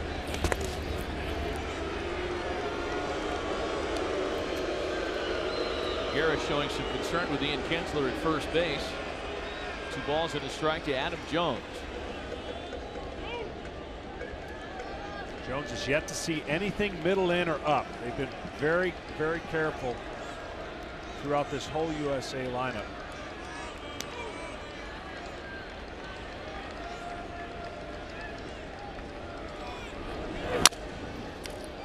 Bounce to third. Odor to Altuve to relay, not in time. In fact, it wasn't even in time at second. It looked like Altuve may have come off the bag, and the U.S. really catches a break from what looked like a potentially inning-ending double play ball to everybody being safe. Well, he's not the biggest target at second base, and of course Odor throws the ball just a little bit wide, and the only way he can get it is to come off the bag and try to secure the out at first.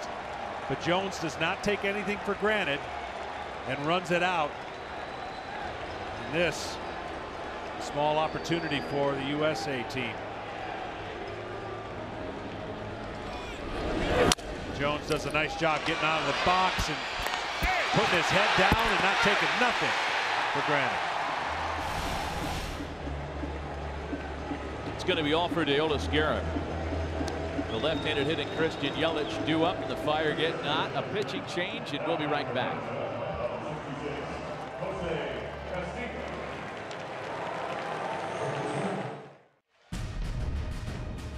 This copyrighted telecast is presented by authority, the Office of the Commissioner of Baseball, and may not be reproduced or retransmitted in any form, and the accounts and descriptions of this game may not be disseminated without express written consent. U.S. fans kind of waiting around for something to break offensively. Perhaps it comes on Jose Castillo's watch. Padres property left-hander, who's going to try to neutralize a couple of base runners here against a guy who at the start of the night was the Americans' best bat. Christian Yelich 5 for 10 prior to tonight. He's been held hitless tonight so far in 2 tries.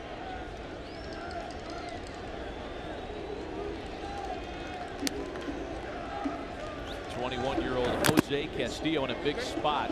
That was fouled back, and it's 0-2. Basically 4-seam, 2-seam, and you saw the breaking ball right there. Good arm for the U.S., especially for Yelich. I'm sure he has no experience, just trying to go off of what they've told him. Here's the slider. Fastball already at 94 miles an hour. Nolan Arenado waiting on deck. Jose Castillo was highly thought of at the time he was acquired by the Padres in that 12-player deal that sent Trey Turner and Joe Ross to the Nationals and Will Myers here to San Diego. So before you go judging that trade, know that some of the minor league players involved in that acquisition may actually balance it out for San Diego, because they've gotten some flack for trading Trey Turner. It's 0-2 now. Stays 0-2 rather to Yelich. There you see the numbers in the minor league career, hoping to keep climbing the ladder. That's the big difference. 4 seasons, only 154 innings. So taking the time. Kinsler and Jones aboard. The next 0-2. Beaten on the ground foul.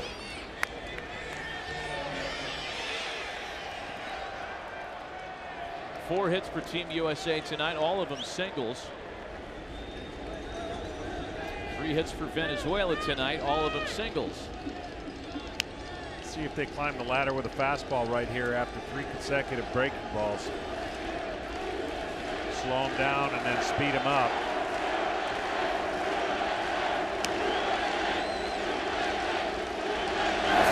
And Yelich strikes out.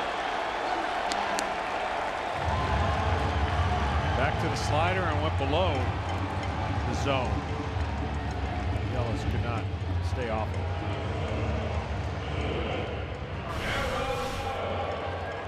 See where the catcher wanted it. Really good spin on that pitch.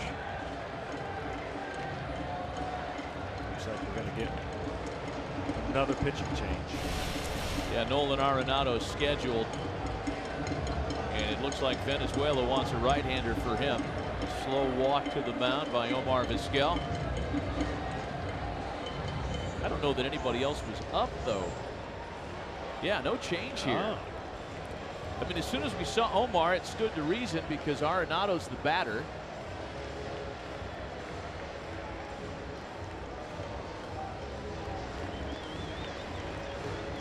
Oh, then this got to be a strategy move to say we're going to have to face Eric Hosmer. All right. Or be very careful because Eric Hosmer's on deck. We never think about the base being open when there's first and second. Well, Arenado has taken advantage of opportunities like this in the tournament. 3-run home run against Canada over the weekend. In fact, that's his only hit of the World Baseball Classic.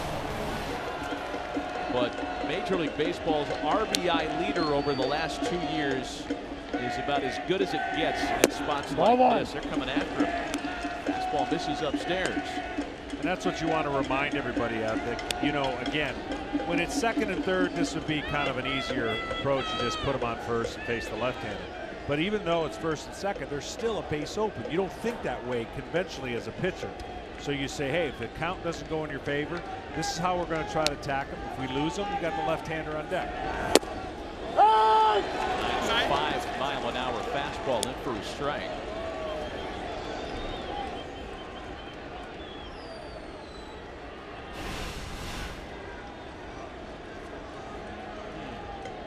He has or something. Yeah.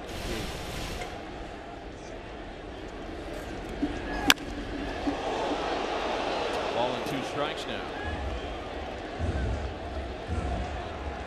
Jose Castillo is a strike away from pitching out of a really difficult situation.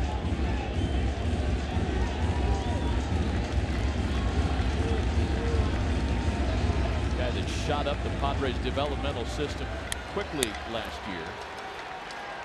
Let's see what's interesting. When that first call goes against Arenado, it's established inside. He's going to have to be aggressive. They went right back in there, and the only option was to pull it foul. So you can spin that slider at his back foot and think that it's another inside fastball.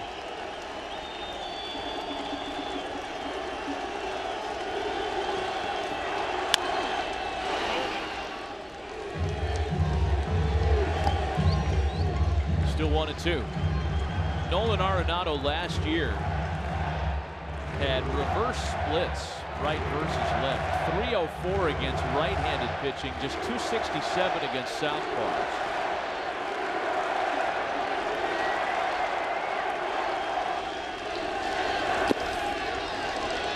Two and two now. That would have been the pitch. He got it closer to starting it on the inside part of the plate and letting it go to that back foot.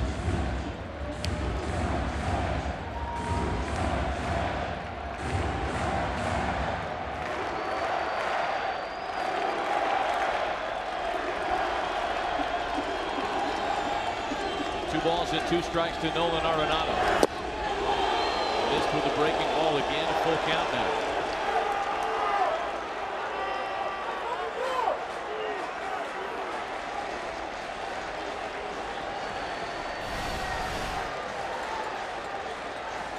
Good take and great break on that slider to Castillo with the fastball. 10-mile-an-hour difference.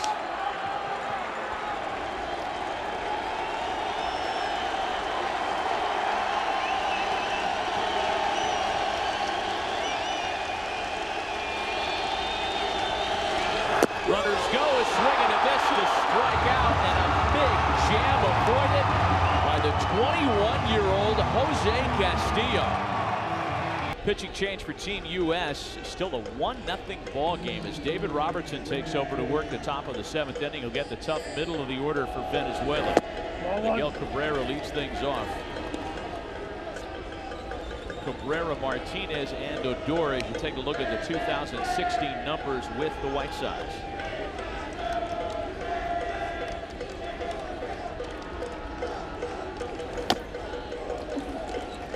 Robinson primarily cutters and that knuckle curveball you just saw. Last outing he had, the cutter really wasn't making that turn. It was kind of backing up. See if he can get that finish on that pitch. That makes it difficult for right-handed hitters.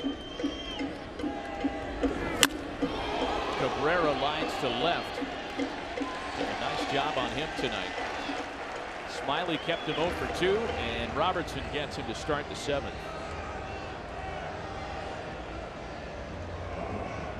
Hey, so you know how we were wondering earlier tonight how many times Cabrera and Martinez have struck out back-to-back? Yeah. Did we get that info? Our friends at the Elias Sports Bureau dug this out for us.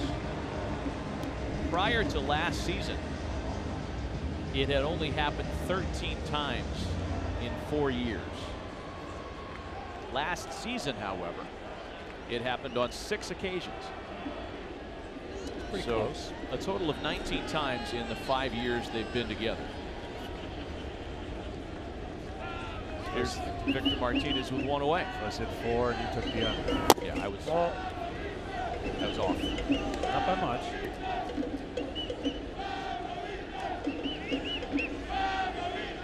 Martinez, in fact, has struck out twice tonight, both times at the hand of Drew Smyly.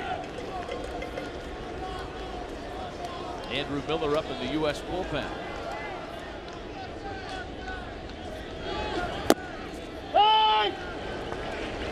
U.S. overloads the right side of the infield against Victor Martinez, and in fact, Hosmer and Bregman and McCutcheon,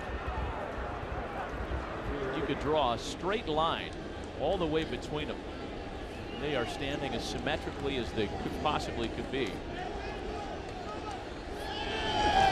Ball. 2 balls and a strike to count to Victor Martinez.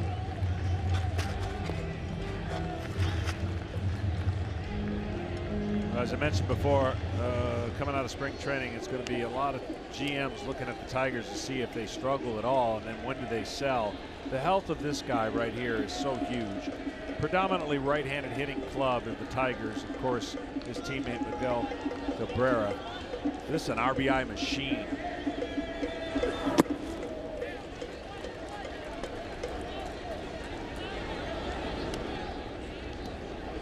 Three balls and a strike. Entering his 15th big league season. It's been a pretty good 1-2 punch in Detroit.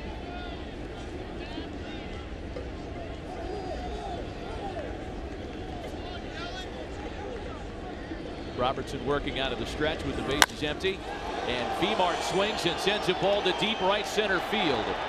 Jones with room, not even at the wall. Boy, that one looked like it was ticketed for the beach off the bat. The ball was smoked.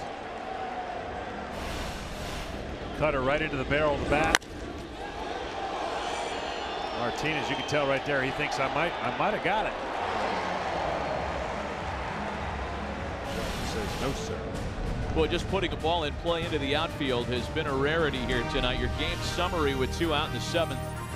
Drew Smyly was fantastic, struck out 8, allowed the 1 earned run in the 3rd, which stands as the difference. King Felix was terrific, 5 shutout innings for the Venezuela starter. Here we are in the 7th inning with 2 out, and the base is empty. Here's Rougned Odor.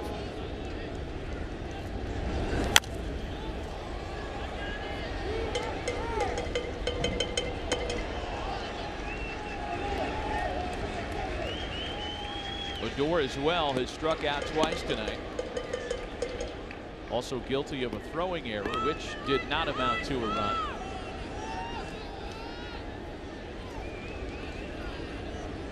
.33 home runs last year as a Ranger.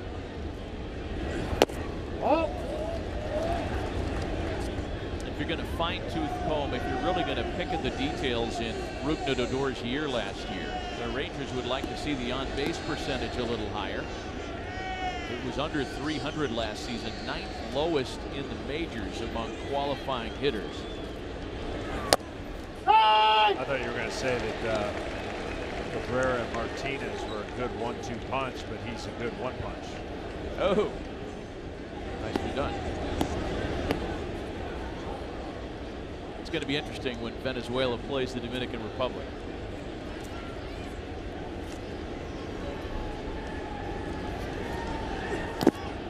Two balls and 2 strikes to Rougned Odor.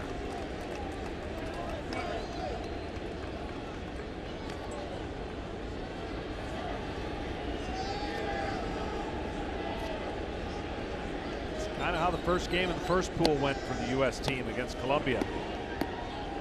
Couldn't get anything going, and then they scratched across a couple runs with 2 outs, and then they drop strike three or the strike three wild pitch. Tied it up. Full count, 3 balls and 2 strikes.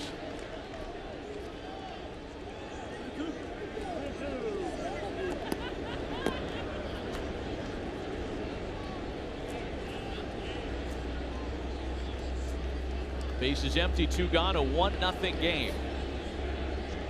Robertson's payoff pitch home, and Odor swings and sends a high drive to right.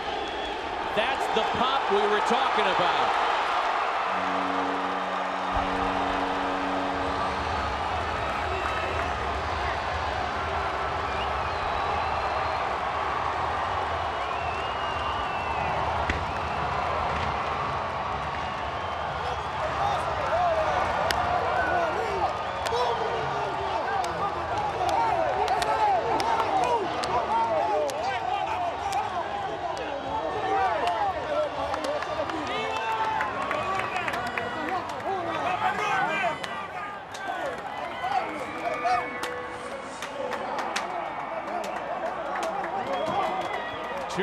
Venezuela.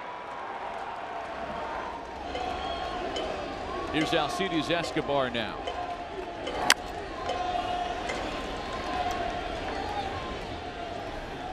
As we mentioned, 33 home runs from Rougned Odor last year in a breakout campaign. His solo shot here has made it a 2-0 game. Well, it's a 3-2 cutter, and see how it went down in the middle. That's just a nitro zone for a lot of left-handers, down and in swing. You see a lot of those guys be able to, that's just their sweet spot. Escobar with a base hit into center field. Jones has to get there to cut it off in a hurry and hold Escobar to just a single. Well, I talked about in relievers, they don't get an opportunity to throw 7, 8, 9 games. So you can tell his cutter's not fresh and it's just not locked in. It's going to take him a little while. You see that home run once again. That spin and that reaction tells it all.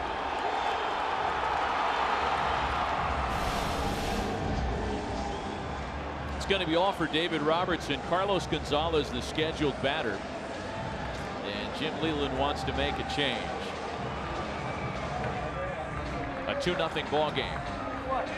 Rougned Odor's solo home run, making it a 2-0 game, and as we mentioned, he's got the kind of power profile that has put him in some very impressive company, JP.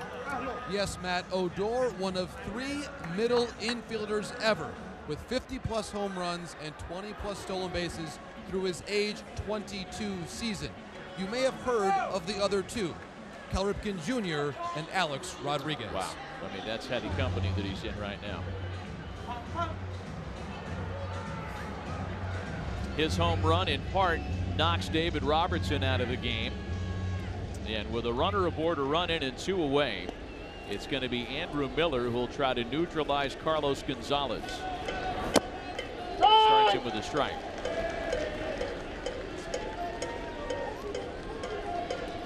Andrew Miller, a little shock to the system last time he was out. Probably won't ever see that again. Multiple home runs hit off of him.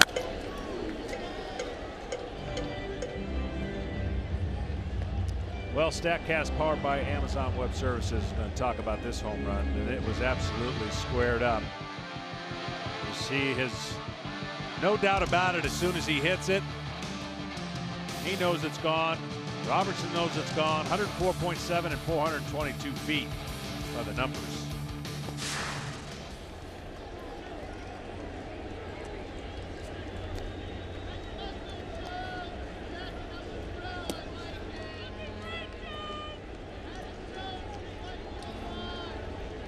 Ball and 2 strikes, the count to Carlos Gonzalez.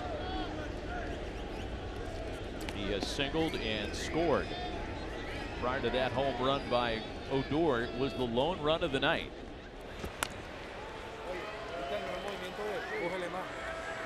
When the U.S. bats in the 7th, they'll have Hosmer, Goldschmidt, and McCutcheon.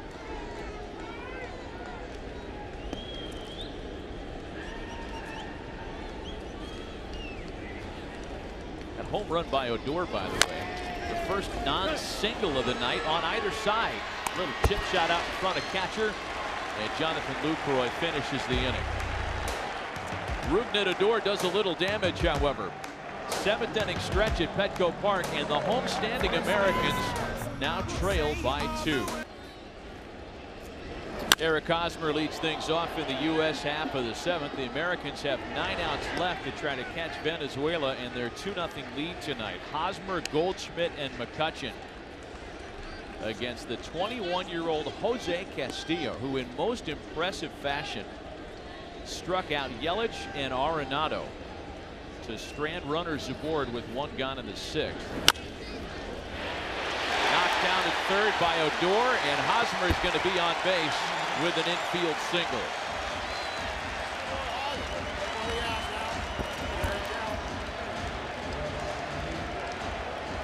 A 2-0 lead for Venezuela in this World Baseball Classic telecast on MLB Network, presented by Geico. Matt Vasgersian with John Smoltz and JP Morosi. The second game of the San Diego bracket. Last night, Puerto Rico defeated the Dominican Republic 3-1. And another low-scoring affair tonight. At this point, Omar wants to make a change. A very impressive short stint by the young left-hander. And with some heavy hitting right-handed bats due up, Venezuela goes to the bullpen. We'll be right back.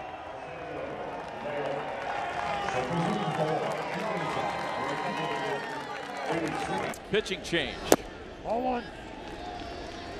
A veteran of the Mexican leagues and more Detroit Tigers property, Arsenio Leon takes over here with a runner aboard and nobody out in the 7th.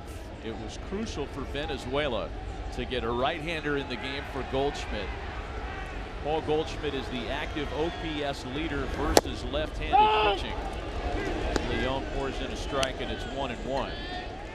A 4-time All-Star and Arizona Diamondback slugger, has just 1 for 9 so far in the World Baseball Classic.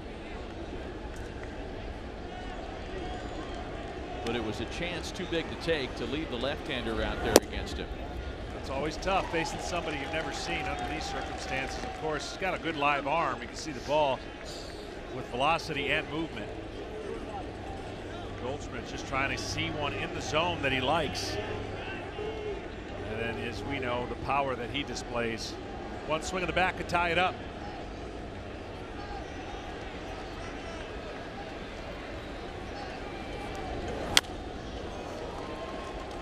Counts 2 balls and 2 strikes to Paul Goldschmidt. Hosmer aboard at first base. An inning opening single.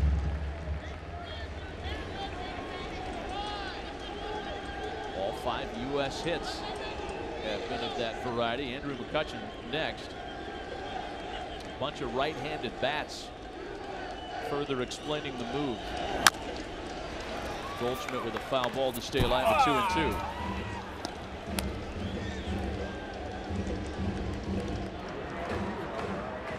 We talked about before this start, the organization had the most players represented in the World Baseball Classic, and the Tigers have been the theme. Players, coaches, managers.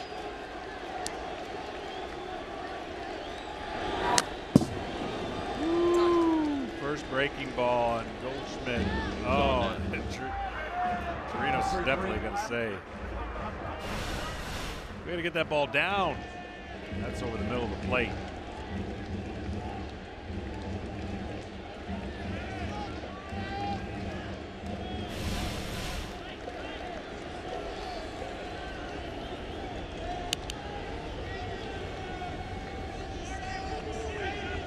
Andrew McCutchen waits on deck.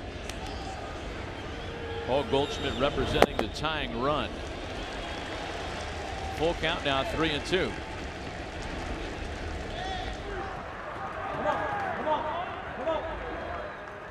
This will be the 8th pitch of the at-bat. It makes it the longest at-bat of the night.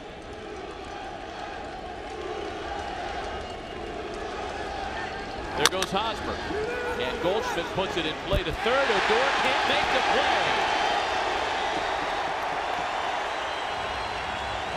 And the U.S. is in business here with nobody out in the 7th. Well, we already talked about Goldschmidt, big guy, but he can run, and he got out of the box, swinging down on a ball, and a do-or-die play really by Odor. And we talked about him moving over to third base, a little bit different angle. But watch how he takes off, and he can get down the line for a big guy. I'm not so sure he wouldn't have beat it out anyways, but that ball, the glove actually closed on the bounce. As it hit the grass, you see his glove close. That's never going to allow the ball to go in the glove when it closes like that. Odor responsible for both Venezuela errors. In his defense, again, he's playing out of position as a third baseman. He wanted the challenge to try to help his team because they needed somebody over there. Here's Andrew McCutchen now.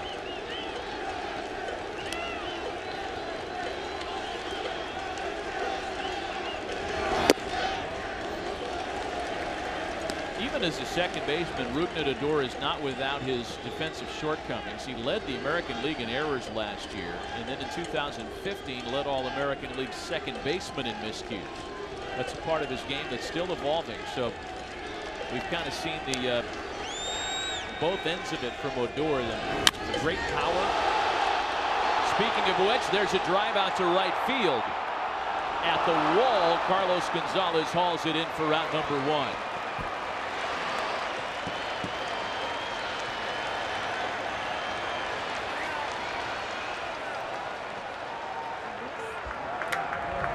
He hit that ball really, really good, and you could see that right up against the fence. His home ballpark, that ball's gone. That's usually a feeling of, I see it going over the fence, and then the longer he looks, the more dismayed he's going to be.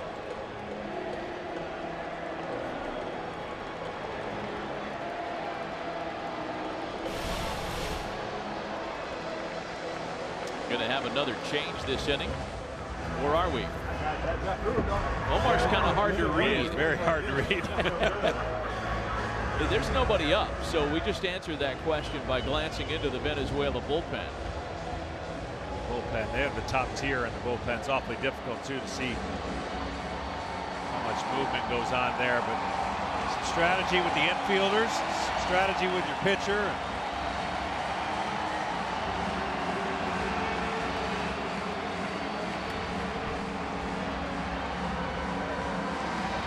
Last time he did it. It sure did. He got the double play ball. Here's Jonathan Lucroy now. He's singled and grounded out tonight. The U.S. can cut its deficit in half with a fly ball here.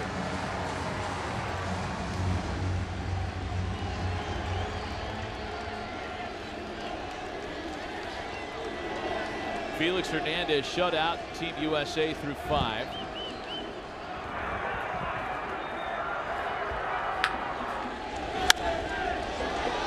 Lucroy sends a slicing drive into right. That'll get a run in as Gonzalez makes the catch. Tagging up to score from third is Hosmer. It's a one-run affair.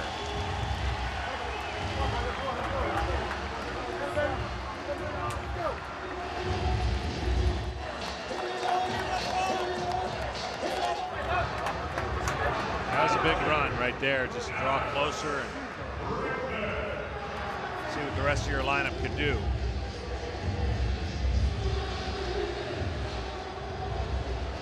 Here's Alex Bregman now. He too is singled and grounded out tonight. A run in with 2 away. Goldschmidt at first. A base hit for Bregman.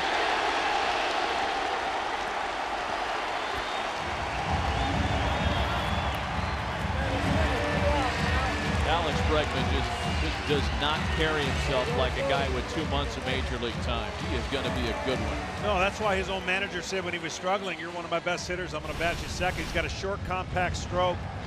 Obviously doesn't have to do too much. Wide open right side of the infield. And he can hit.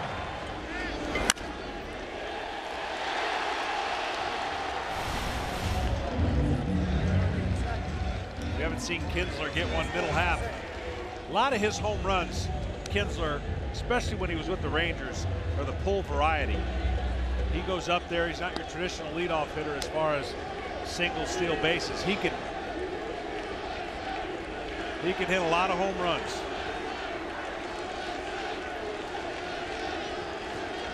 Bear in mind that at this point Venezuela should have been out of the inning, but the error charged to Odor gave the U.S. an opportunity, one they've taken advantage of so far.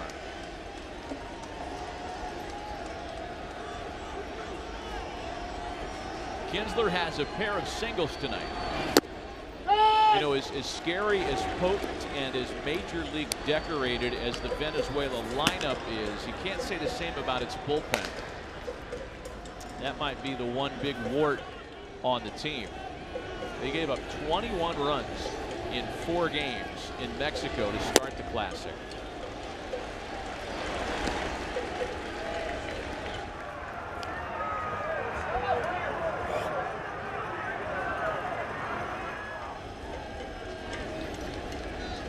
I hope Jimmy's drinking decaf tonight.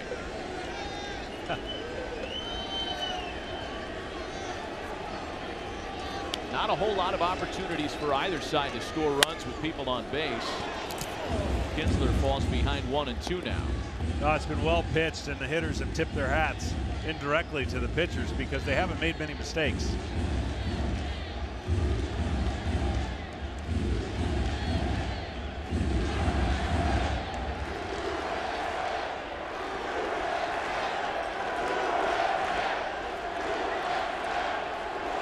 Jones on deck, first and second, run in 2 away.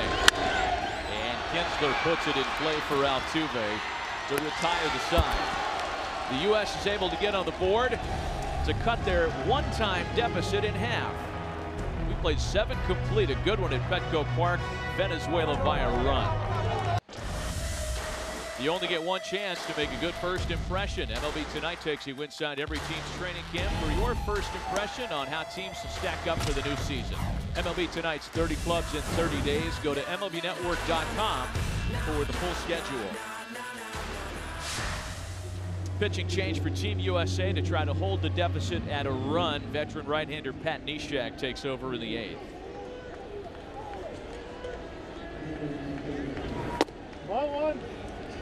Robinson Chirinos the first to face him. Chirinos, then Ender Inciarte and Jose Altuve. You want to see somebody that's active on the mound, unique wind-up and motion. This is it. If he had a B-fit on, he's going to lead all pitchers in the amount of steps taken. He is fidgety and has a routine, walks around the mound, wants to go from the start. Unique delivery, almost stands up as he finishes, even though it's a low 3/4 to submarine.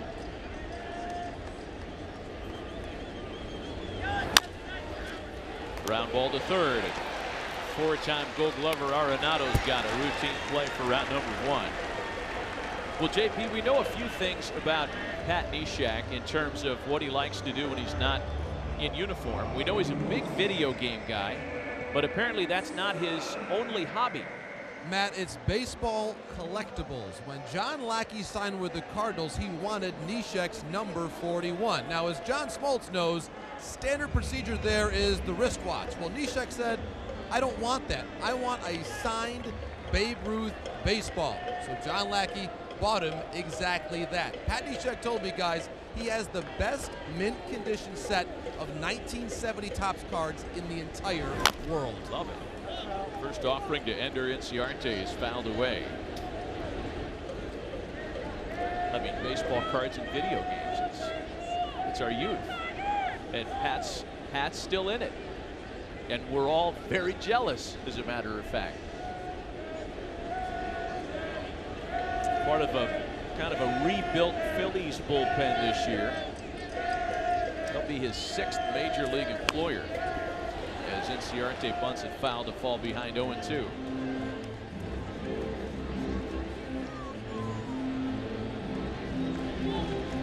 Top of the order, Jose Altuve waiting next, and the U.S. is hopeful that it'll be the last time they have to deal with him. Actually, I take that back, because maybe they could tie this thing up and have to face him a bunch more. Got a nervous walk to him, I can tell you. You get a kick out of this guy, don't you? I do. I like the mannerisms, certain mannerisms that I pay attention to in pitchers. Fly ball swatted the other way, drifting off the shortstop is Bregman to make the catch. That's the Ephus changeup, by the way. 60-some miles an hour. This one was a little high, but here's the motion, and then the ball's just going to float up there. There's the changeup grip. Watch this right here. It's getting there, getting there, getting there, getting there. Oh, can't help but a hitter. You can see how frustrated you get.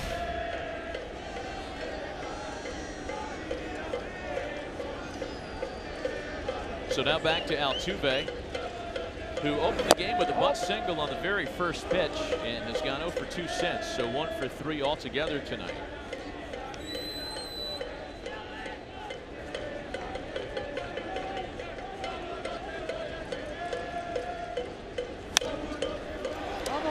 A foul ball up the line at first. Well, we knew when these teams got here it was going to be very competitive, and we've already seen that in the first 2 games. But at some point, one of these lineups is going to make a pitcher pay that's not on their game. Give credit to the pitchers. The first 2 games so far, they've been on their game. With the exception of Dominican Republic, bases loaded, nobody out in the first inning.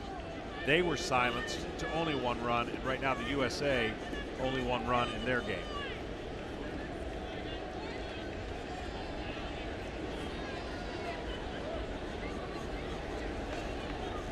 The 1-1 to the 2-time batting champ is swung on and missed.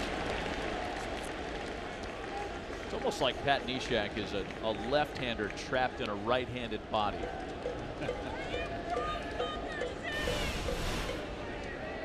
See, this is where you think he's going to go Ken Tagalvi on you, but then he raises up a little bit to deliver the ball. It's a unique delivery. And he uses it to strike out one of the best hitters in the game. This World Baseball Classic telecast on MLB Network is presented by Geico. 15 minutes could save you 15% or more on car insurance. And sponsored in part by Bud Light, famous among friends. And by Wendy's.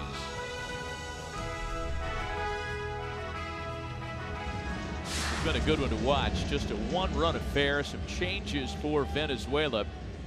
San Diego Padres star Yangervis Solarte takes over at third. In a very familiar circumstance by position and ballpark.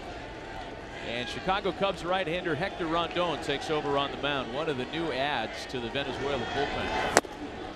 Big swing and a miss by Adam Jones. Long arm delivery. He's got a really good fastball, as you saw right there. Fastball slider. Primarily a fastball, 4-seam type guy.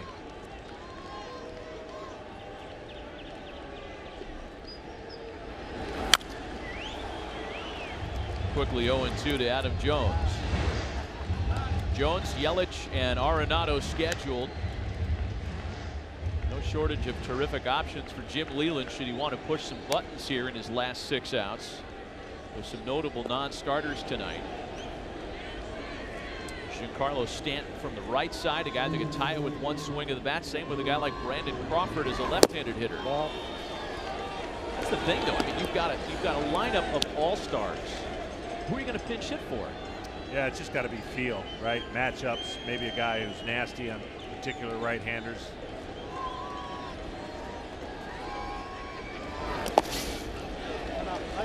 From 0-2 to 2 balls and 2 strikes. That's what's available on the bench. I mean, that's the bench. PlayStation. How about that? Yeah. The fantasy league rosters that don't have starting lineups that good. 2 balls and 2 strikes to Adam Jones. The U.S. down a run, last of the 8th. Jones with a big drive to left field. Perez on the move, and it's gone!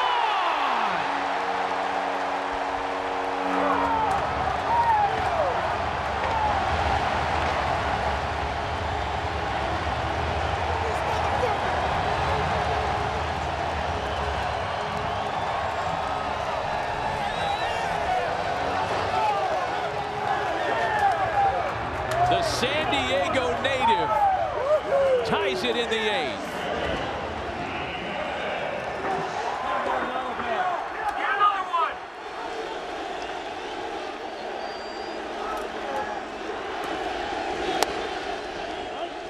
Here's Christian Yelich now. Second home run of the Classic for Adam Jones.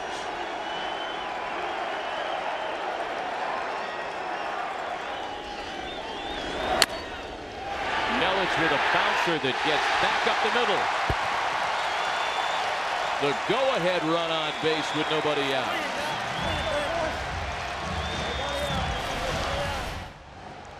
Well, we talked about him not getting one up in the zone. He finally did, and he didn't miss it. We talked about the success he's had at this ballpark. No bigger swing right now for the U.S., at least tying this thing up. The rally still continues.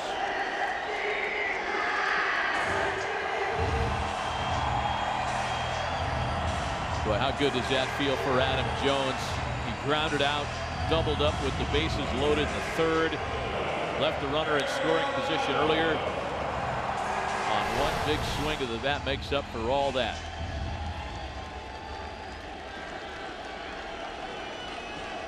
Here's Nolan Arenado now. Go ahead run aboard with nobody out.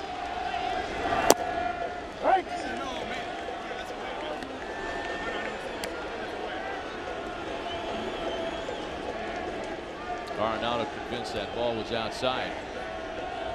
I think he's right.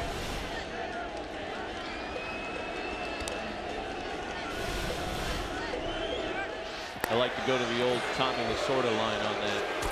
Garvey couldn't have hit that pitch with an oar. And neither could have Arenado.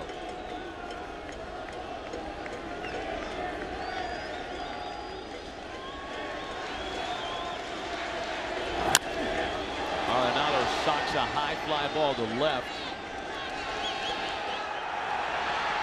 And that's the first out of the inning.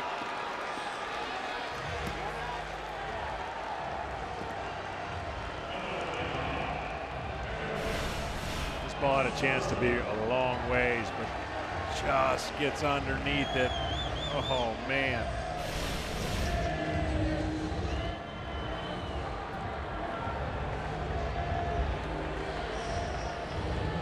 Here comes Omar now. We talked about the shortcomings of the Venezuela bullpen. They thought they had addressed that in part by adding Rondon for this round. 21 runs allowed by the Venezuela bullpen in 4 games in Mexico to start the tournament. There's nobody up behind Rondon here, as you can see.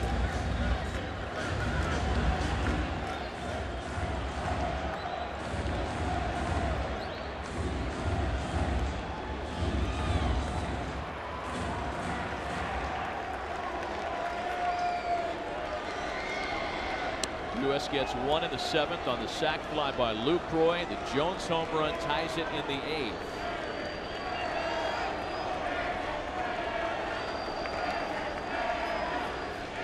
There's Eric Hosmer now. This is starting to feel a little bit like the U.S. win against Colombia, John.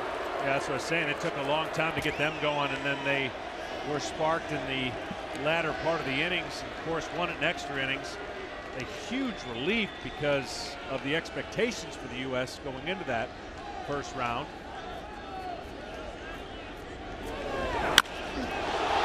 Yelich runs. Hosmer swings and sends a ball to deep right and out of here.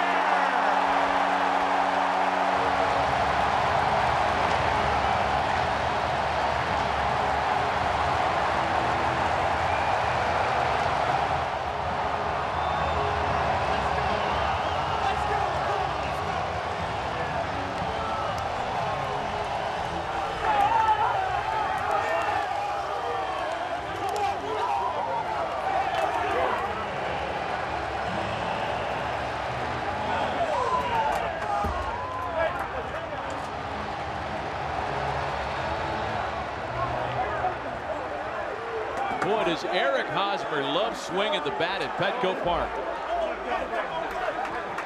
Eric Hosmer also loves, I don't think there's a fastball he doesn't love. Early in the count, he's in such attack mode, right? And this fastball right in the spot where he loves it. He knows it too as soon as he gets the barrel to the ball. It's Paul Goldschmidt now. He has a unique ability early to be super aggressive and then with 2 strikes find contact.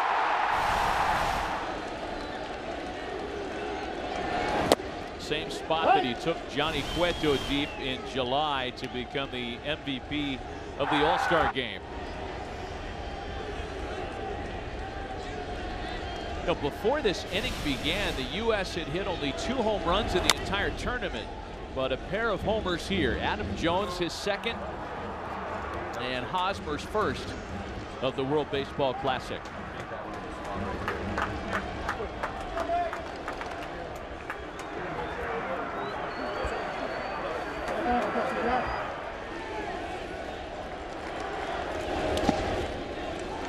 Two balls and 2 strikes to Goldschmidt. All this with only 1 away.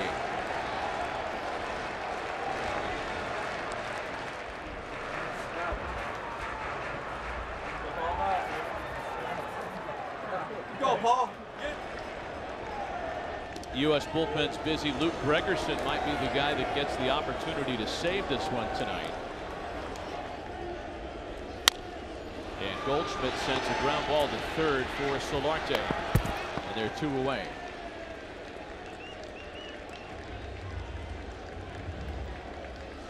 That's it.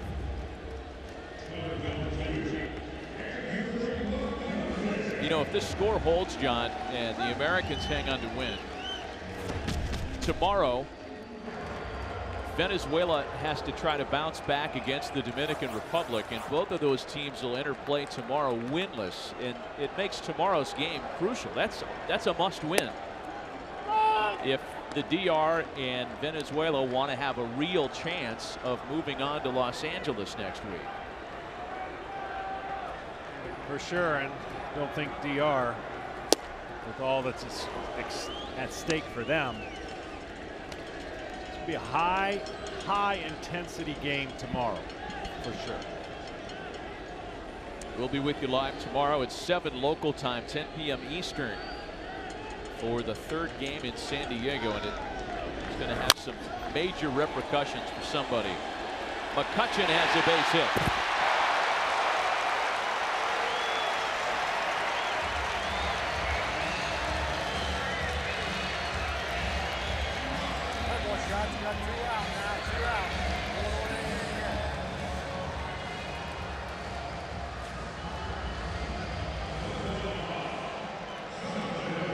Things were going well for Venezuela with Felix on the mound.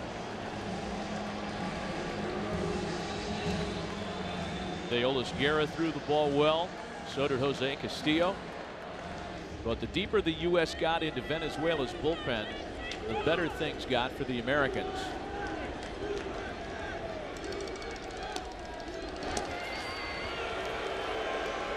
Well, in the top of the 9th, they got to go through the heart.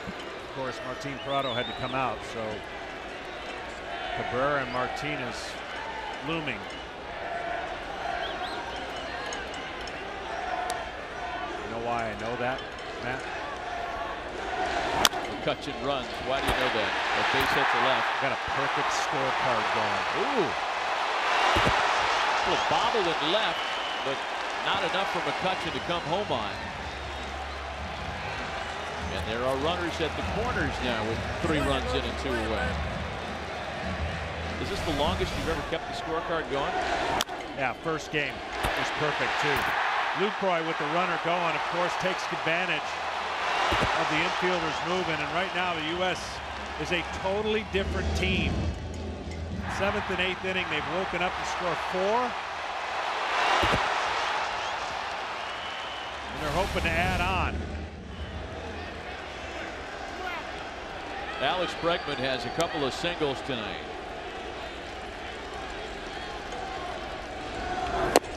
Hey! 95-mile-an-hour fastball in for a strike.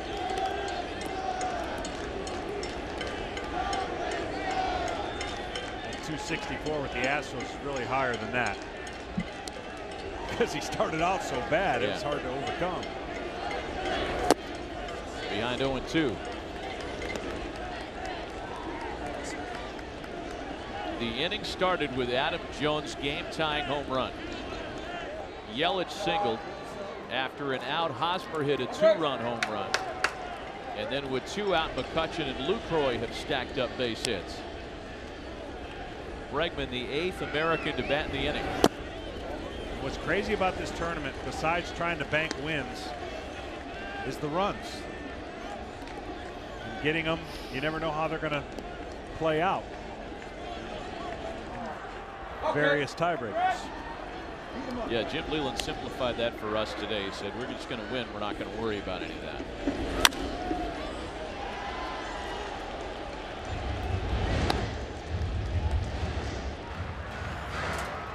Rugnadador hit a home run tonight, but he's also committed 2 errors, the second of which proved costly.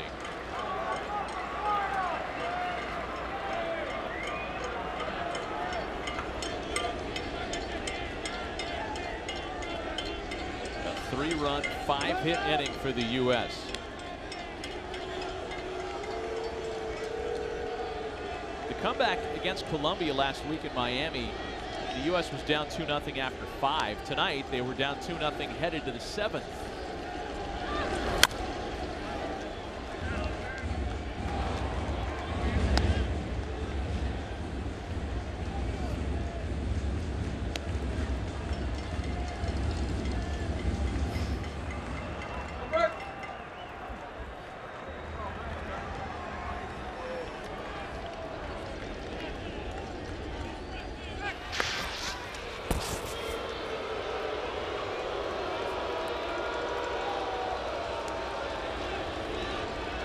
Tomorrow, Dominican Republic and Venezuela. Friday, the U.S. and Puerto Rico.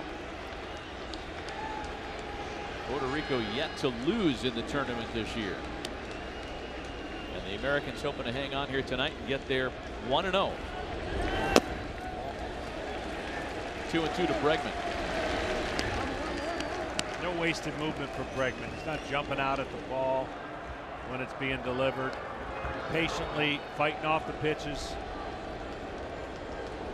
And then getting one, short stroking it. 2 hits tonight.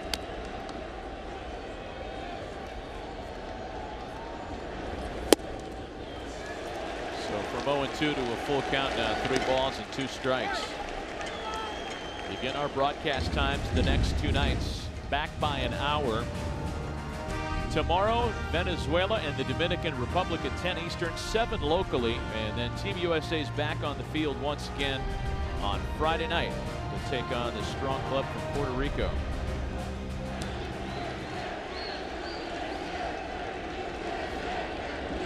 Full count pitch. He missed with a slider, and that loads the bases.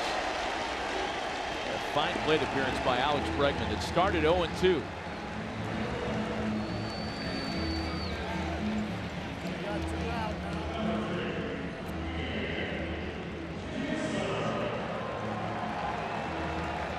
Ian Kinsler has a pair of singles tonight in 4 trips to the plate.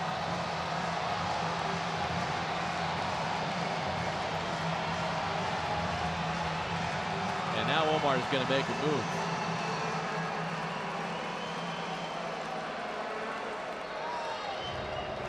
A rough 2/3 of an inning for Hector Rondon. Bases loaded, a pitching change in the 8th, and we'll be right back.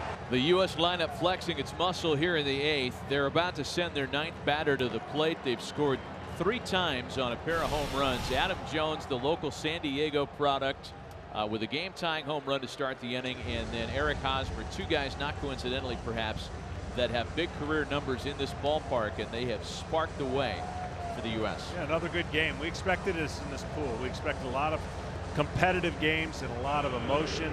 I thought we'd see a little more offense, but the pitching has been outstanding, and U.S. in a good position right now if they can add on and close it out at the top of the ninth. Ian Kinsler will be the first to face the second in back-to-back Rondons to pitch in this game for Venezuela. We just saw Hector. Here is Detroit Tiger property Bruce. Not to be mistaken for one another. In fact, it's hard to mistake Bruce for anybody. Big man with a big fastball. A current Tiger pitching to a former Tiger. Primarily fastball slider. He'll throw an occasional changeup. It's not really the consistent pitch for him. A current Tiger pitching to a current Tiger. I get my Tigers stories mixed up. Again, Luke Gregerson up in the U.S. bullpen as Kinsler whacks that one foul.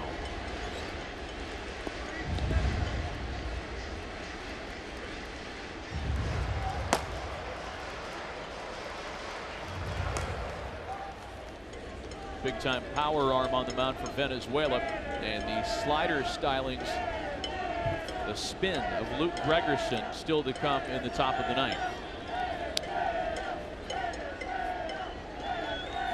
The 0-2 from Rondon is swung on and missed. So Bruce able to clean up part of the mess left behind by his namesake, not before 3 big runs can cross the plate.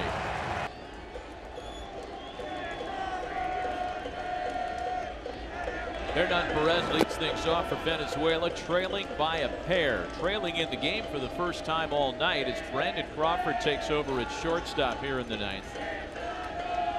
One of 2 notable changes. The other brings in Luke Gregerson to try to shut it down. Perez, Cabrera, and Martinez for Venezuela here in the top of the ninth. Sinkers and sliders. Luke Gregerson thought that last slider caught the strike zone. Strike on the corner, 2 balls and a strike now from Luke Gregerson. King Felix did all he could, 5 shutout innings tonight. He left with a 1-0 lead. It was a lead that was as big as 2-0. There's the slider swung on and missed. U.S. got 1 back in the 7th and 3 in the 8th on a pair of home runs. First guy so important with the guy on deck, of course, Cabrera. Game-tying home run in the elimination game in Mexico. They appeal and say that Perez went around, 1 gone.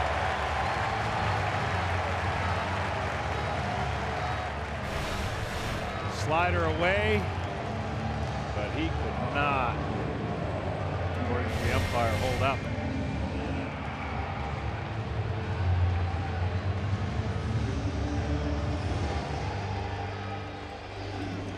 Luke Gregerson broke into the big leagues right here in San Diego in 2009. Spent the first 5 of his 8 major league seasons as a Padre. And now Miguel Cabrera.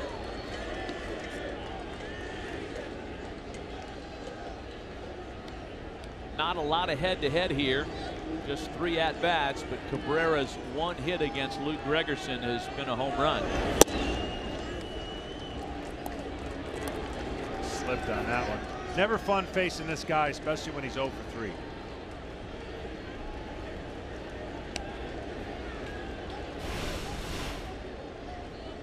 Plant foot gives out.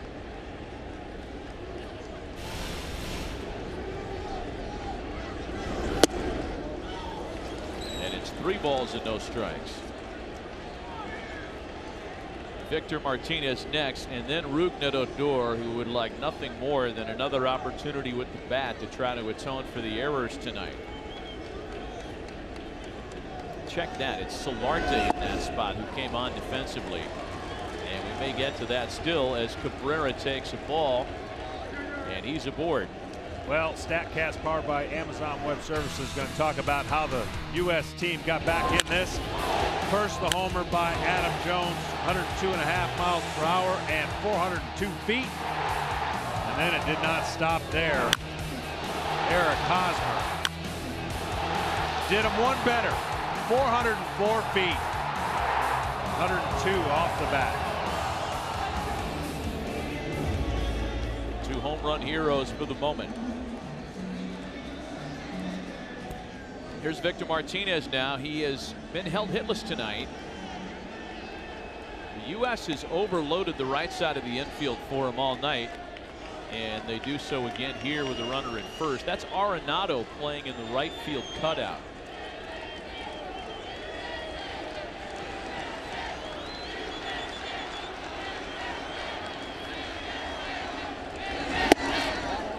U.S. pitching has been really strong again tonight. In fact, that base on balls to Cabrera, the first U.S. walk issued all night.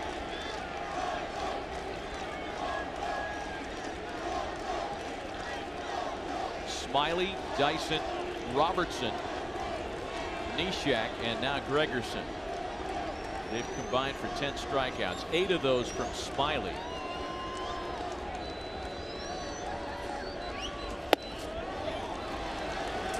Now Gregerson with 6 straight misses has fallen behind 2-0 to Victor Martinez. He usually has really good command of his sinker, but again, we talked about this in this tournament. Not the typical reps that guys would get in an everyday spring training with their team. So he's come out and the sinker's diving, but he hasn't been able to command the strike zone with it to go to his slider. Jonesy's going to come out and remind him, you know, what this guy one swing of the bat can do, so you can't give in to him even though it's 2-0 count.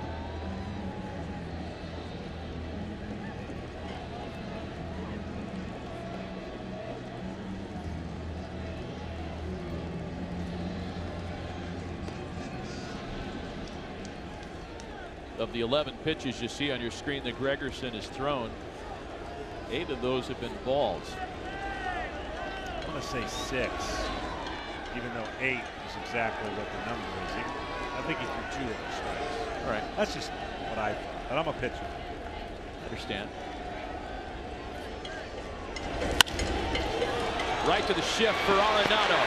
To Crawford for 1. The relay on the U.S. is winners tonight.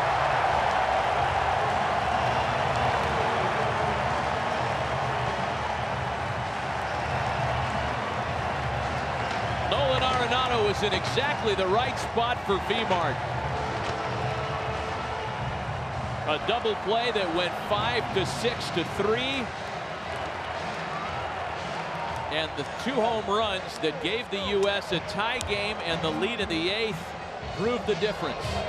Hell yeah, baby. Yeah. We're going to have a hard time with the Alfa Romeo player of the game tonight, John. Yes, we are. Nonetheless, the U.S. is going to enjoy this off day that they've got coming up tomorrow. Venezuelans going to have to get right back at it against a very good Dominican Republic team tomorrow. That's going to be appointment viewing tomorrow night. Really a must-win for both clubs as we take a look once again at the double play that ended the ball game. Yeah, once it was hit and you saw Arenado come up with it, Victor doesn't run real good. Make sure you throw the ball in a different direction than he's accustomed at third base with Crawford. That's a good feeling. It's the 3rd win of the tournament for the Americans, but I think you probably agree with me, John. This was likely their most complete victory so far in the tournament. Yeah, once again, it didn't look good for the longest time. Their bats were silent, but they woke up at the right time. Good starting pitching again by the U.S. team. No earned runs for their entire starting pitching staff to this point. And JP standing by with one of the Americans' heroes. Thanks, Matt. Well, Adam Jones, how does this story sound? Morse high school graduate comes home, saves Team USA here in San Diego. How about that story? I didn't save Team USA. You had a baby? I didn't save Team USA. Our pitching staff, unbelievable tonight. Smiley went out there, battled his tail off, minimized damage. The bullpen came in and just did a terrific job in order for us to even have a chance to come back. They're the ones that won this game for us, and we're just timely hitting, and we just, you know, at some point in time, we figured that we had to score a run at some time. So, hey, tip our caps to our pitchers and our hitters for just grinding it out. United we grind, and that's what we're trying to do right now. You're down 0-2 in that 8th inning at bat, Adam. How did you battle back there to deliver so big there for Team USA? Grind it out, you know what I mean? Just never give up. Obviously, you're down 0-2. You're obviously in a more defensive position. I fought back to get 2-2, and he left a fastball up. I was able to get on top of it and drive it out the park. And then, you know, Yelich comes, get a hit, then Hosmer drives one out the park. It's just, you know, pass the baton. That's what kind of lineup we have. And, you know, hey, Venezuela got a lineup like that too, but like I said, our hitters and our pitching staff was in sync tonight, and obviously we were in sync later as an offense, but it doesn't matter when you do it, or actually it doesn't matter when you do it, it doesn't matter how you do it, it's just when you do it, and we did it late, and it was important for us. Adam, you mentioned the word grind a couple times. What kind of feeling are you feeling now in the dugout? I mean, it's the guys, all 27 outs, were screaming and yelling at each other, let's go, let's go, let's go. You know, pick up each other, pick up the pieces for the next person. And, you know, it's a long game. Facing Felix Hernandez, one of the game's best pitchers, so, you know, we battled him, got him out the game, and then got some better at-bats, and, you know, we was able to scratch across a couple. We had a chance, I did in the 3rd inning, but grounded to a double play, and I just told myself, you know, hey, you're going to get another shot, so just try and deliver the next time. Last one for you, Adam. You round the bases, you come home plate, you see the flags waving, the USA chant. For someone from San Diego, how special was that? I mean, it's a military city, so I mean, I'm sure there's a lot of military people in the stands right now, men and women. So I'm representing the name across my chest right now, not the Baltimore Orioles, but you know, it's a special feeling to have my family and friends here to see this, and you know, it turned out to be a hell of a game for people here in the stands and people at home to watch. Adam, enjoy it. Thanks so much. Will do. Matty, back to you. JP, thanks. Adam Jones, a big part of the win tonight. Drew Smiley, a big part of the win tonight. Lineup-wide contributions. The bullpen held up terrific. But our Alfa Romeo player of the game tonight is the man that struck the 2-run home run that gave the U.S. the late lead, Eric Hosmer. Eric Hosmer got a hit the other way off the glove, but the biggest hit was the 2-run homer. He scored a run. Eric Hosmer has been in these moments the last 3 years with Kansas City.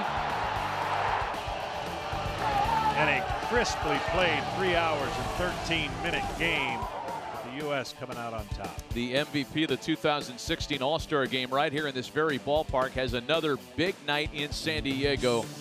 In part leading the charge, had the home run that gave the U.S. the lead and the win. Eric Hosmer, our Alfa Romeo player of the game. Well, next up for Team USA is a day with Puerto Rico, undefeated Puerto Rico. That game comes your way at 10 Eastern, 7 Pacific on Friday. And then tomorrow night, the next order of business after this evening is the Dominican Republic taking on Venezuela. Both teams 0-1, and each team will be looking at that as a must-win tomorrow to have a real chance of moving on to Los Angeles. The U.S. with a 4-2 victory tonight to win their first matchup here in San Diego. Again, Team USA back in action on Friday night to take on undefeated Puerto Rico. Tomorrow, join us for Venezuela and the Dominican Republic. MLB Tonight is coming up next on MLB Network. For John Smoltz and JP Morosi, Matt Vasgersian, thanking you for watching us. Let's send you to MLB Tonight. Fran Charles and Bill Ripken up next. Fran, take it away.